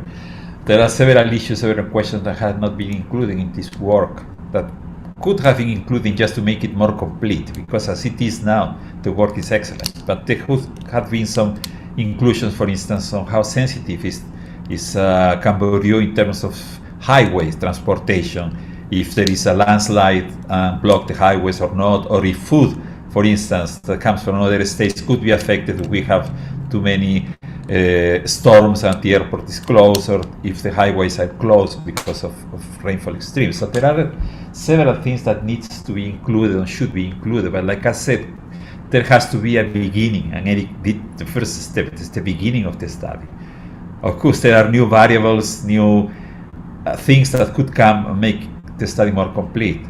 And also the application of different beaches, like in Salvador, or even in Santos, for instance, or several others, where you don't have this high-class development as in CAMBORÍU. I mean, you're going to have, or they already have the tallest building in Brazil, in CAMBORÍU. That will change the wind patterns in there, and that will change the storm surges too. But I think that as it is now, perhaps for the papers, there could be a possibility to include what new variables could have been included. That doesn't mean to include new ones, but include possible other variables in there. And perhaps to discuss a bit more in terms of the impacts of COVID in tourism, because there was some. You were in Australia, and I'm sure in Australia you have the same problem at the same time. In here, the beaches were basically deserted, and police was looking after whoever is running or walking or going to the beach just to take them out. It was really very terrible. And for sure that has an economical impact. And that is something that could be included. I'm not sure if there is data available on how much the COVID produced in terms of losses for the tourism industry in Brazil, or even in the world. I think the tourist organization from UN, they have some information, but I'm not sure if we have something for CAMBORÍU. But if there is something, perhaps that should be included in the paper that is going to come as a product of your thesis. But like I said, I mean, quite happy with the way it is. I'm really learning a lot with this experience, because my only experience with tourism was in beach park in Fortaleza and some of the Bariloche in summer with the snow, of course.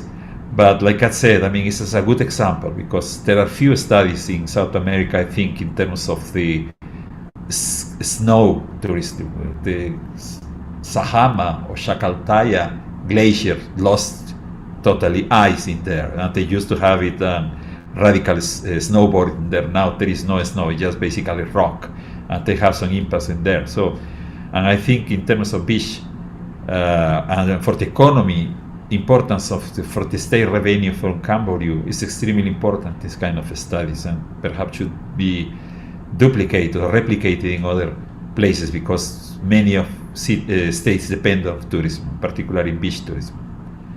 So, like I said, for me, it's just some comments, and my congratulations to Erick for his excellent job, and to Professor Sema and Judith, who took good care of him when he was isolated in Australia, away from us. And we thank you very much for your support and your advice and all your orientations for him. Thank you very much. Well, thank you, Marengo. So I'm just going to make a very few comments at the end, trying to get a little bit of all the impressions and suggestions that were provided throughout this. I think was very rich discussions on a very rich work that Erick made.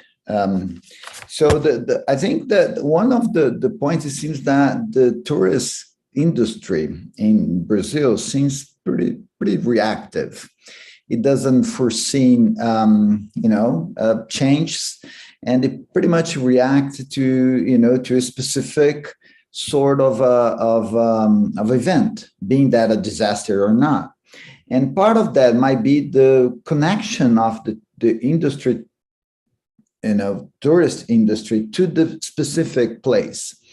So we're seeing that, some events can be pretty harmful, and, they're not prepared, because it seems that the obligation of the municipality, instead of being something that is co-constructed by the tourist industry as well. In general, it seems to me. I think those are interesting, elements that came out of the discussions. And I think the other elements that is associated to, from the social inequalities to urban violence, for instance, which I think are elements that sort of influence the decision of individual to actually act not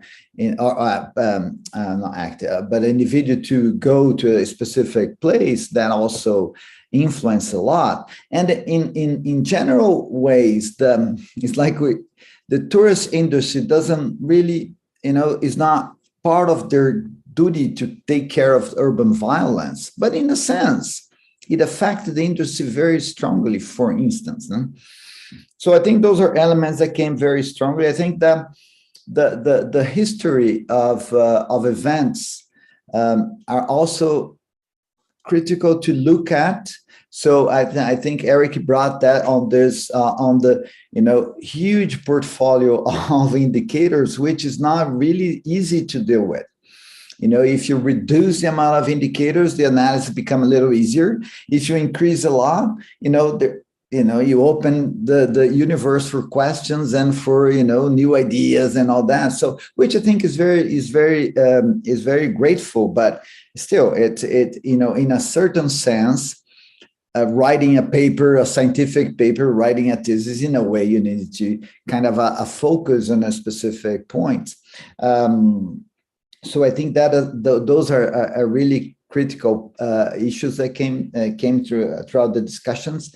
The question of adaptation, which I think it basically does go through a tourist interest, but not really connection directly to tourists. So I think that the maladaptation that Nathan and Marengo talked about, that it is a fact, specifically if we talk about the beach nourishment. But we have landfill like Aterro do Flamengo that has been there for forever, and it might be a problem in the future, but how that can be a coping with nature in some aspect, to have a flourish adaptation option that can help the tourists and can help the city itself. So I think part of the indicators that you came out, Erick, talks a lot to the sustainability of the city itself, and the industry, the tourist is part of this process. So it's interesting, as was mentioned, in terms of who were the people that were consulted in terms of the surveys. If you're someone that comes from outside, he has a more weak connection to the place, but he has a connection associated to to that specific well-being situation on that moment. So I think those are elements that really permeate a little bit the discussion as well. And one point, which I think that it's an open avenue for the sort of work that you do, is that, and Marengo knows a lot about that, we have several municipalities plans for adaptation and plans for climate change resilient actions. And I think Nathan talked about a little bit that as well. The amount of information at specific subnational level it's been increasing a lot. And I think this avenue that you have one of an important economic sector that goes beyond just the economy itself, goes to the, to the people feeling well, feeling good, which I think that's part of the benefit of the tourism. And it's an interesting opportunity within plans for adaptation, not only to avoid a disaster or avoid avoid harms derived from disasters or harms derived from issues, and that could be an interesting avenue on that perspective as well. So I think those are elements that can come together with that. I would just finish also thanking Pedro he's not with us here now, and I hope he's able to learn about our discussions and our how productive was this, and to thank him as well for the work that he's done with you, and also Marengo and Emma. So I think talking with the hand, which just being a researcher at the program, but talk with the head of the program, it's very fruitful. So you see the how good can be a supervision of a specific work that has different vision, that has different experience, and has different perspectives. So I think that's your work is fruit of that. So with that, I would. There's several little comments here, but I'm not going through all that. So I would, if there's any other comment, please. That's a good time for that. And if not, we have now the procedure is to have Erick going to the side, little room there on Zoom. There's a little outside room, and we can deliberate on the result of this evaluation. And with that, when we do that, the streaming goes offline and the recording as well. So we can say anything we want to say about Erick. And so that's Angela, not fair. Angela, could you actually have Erick going to, I don't know how to do that, I think. Okay. So, thank you, Angela, por favor. Toilet time. Eu acho que ela te coloca lá. Eu vou te colocar de Erick. Já volto.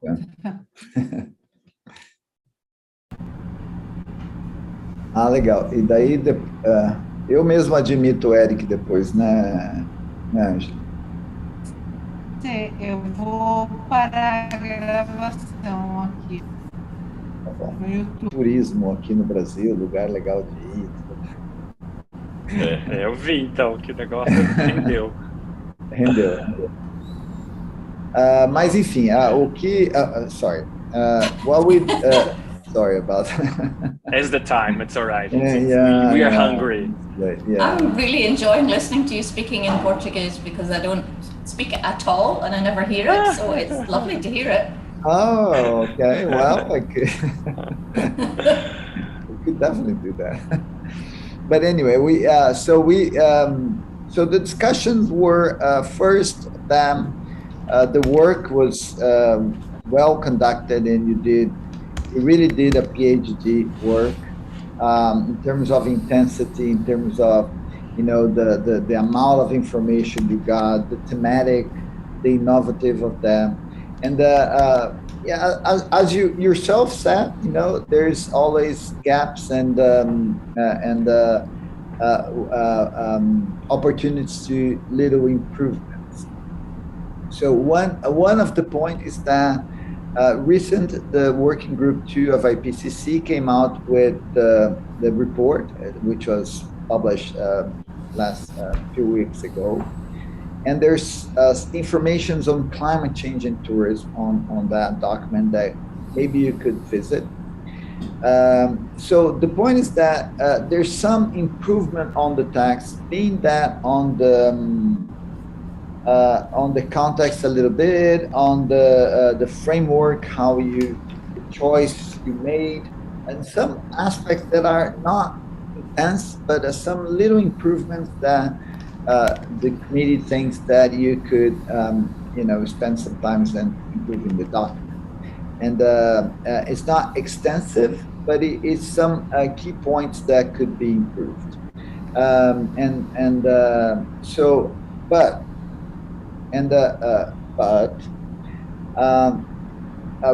The committee approved your work, so you passed as, so they say pass, but so you are approved as your work was approved as a PhD work. You just need to improve a little bit the work. And another modification that we discussed extensively was on the title, that we collectively think that you didn't really work with climate change. And part of the suggestion of improving the text is just adding some aspects of how climate change can actually act on worsening vulnerability or improving resilience or whatever. But you didn't really work with climate change. So we suggest to change the text, the title. The title? Yes, from excluding climate change and adding to climate shocks and stressors, which seems to be much more close, much more adherent to what you effectively work on your PhD. And the title, we had to change it already, and but we think that reflects much more what you really have done. And that's it. So congratulations, and congratulations for all your trajectory, or all your work, and the floor is yours now. Thank you so much, everyone. It has been a pleasure to work with most of you, starting with Professor Marengo, who opened the Inpe's door for me at the beginning. So I really want to thank you, each of you. Emma, I have no words to, I'm so grateful for being work with you all this time. I've learned a lot from you, especially writing skills, and secondly, Judith, we've been working a bit as well. So definitely that made a huge difference for my professional life or academic life. Nathan, thank you so much we met years ago, and now you are part of my examining board. It's a pleasure for having you here as well. And thank you, Jean-Pierre. Thank you so much. Definitely, this is a very huge thing for me, because I come from a very poor background, and in Brazil it's very different. It's very difficult to go beyond to get good college and get undergrad, and I've been fighting so much and struggling so much with lack of resources and many things on my life. But being here at this moment, defending a PhD in a language other than my mother tongue, it's something that definitely tell myself that I've overcome many challenges. And I really, really thank you so much, everyone. And also Dr. Pedro. So on behalf of Pedro, I thank you, Judith, because it's in the same university. And yeah, thank you so much for this. Finally, I went through this. It's Very another good. chapter Please, in my life. so the floor is absolutely open. Please, if anyone wants to say something, feel free. Just Erick, you can relax. congratulations. You can now relax. You've done a great job. A PhD is a mammoth task for anyone. They're not easy, and it takes tenacity to get there. Yes, you have to be above average intelligence, but at the end of the day, it takes tenacity, and you've shown that in spades. And you can relax now. You've got it. You've earned it. Thank Definitely you. beat o'clock. Definitely beat o'clock. Oh, yeah. Yeah, you're right. Erick, again, congratulations, and I hope that the members of the committee will send you the documents with their comments, so you can incorporate them. The title, well, as you know, it has been changed, but actually it makes a bit more clear, because if somebody looks for climate change, they don't find scenarios. But I think with the projections of climate change from the CMIP 6, I mean, it's possible to do this kind of work, to project how it would happen in the future. Like I said, it's something that would be interesting to do. But again, I mean, I congratulate you, and I will work with you and perhaps with Nathan also in adjusting the text and providing some more clarifications as they suggested in their documents. So I think that will be it. Now you can relax, go to the beach that is behind you. And really, I appreciate a lot working with you. And thank you, congratulations, and good luck in your future endeavors. Thank you, Professor Marengo. Thank you. Thank you. And we see in the future for the papers. Oh yeah, definitely. Definitely. Thank you so much. And have a good night here in Brazil and a very good day in Australia. So I think we just need to take a little picture of us here. Yeah, sure. Is it possible? Yeah, we do a print screen here. Okay. Yes. I just need to see where my mouse is. Okay, there we go. Smile. Great. Thank Yeah, you. we do have a picture. Yeah. I send you, Erick, and then you send around. Perfect. Thank you so much. Thank you. Congratulations. Thanks, Thank everyone. Virtual applauses. Yeah. Okay. Good night. Good day to everyone. Good night. Thank Okay, you. yeah, bye-bye. Bye, See you. everybody. Bye, Bye-bye. Judith. Bye, Emma. Bye, Erick. Bye, Bye. Nathan. Isso aí, Erick. Valeu. Isso aí. Uf.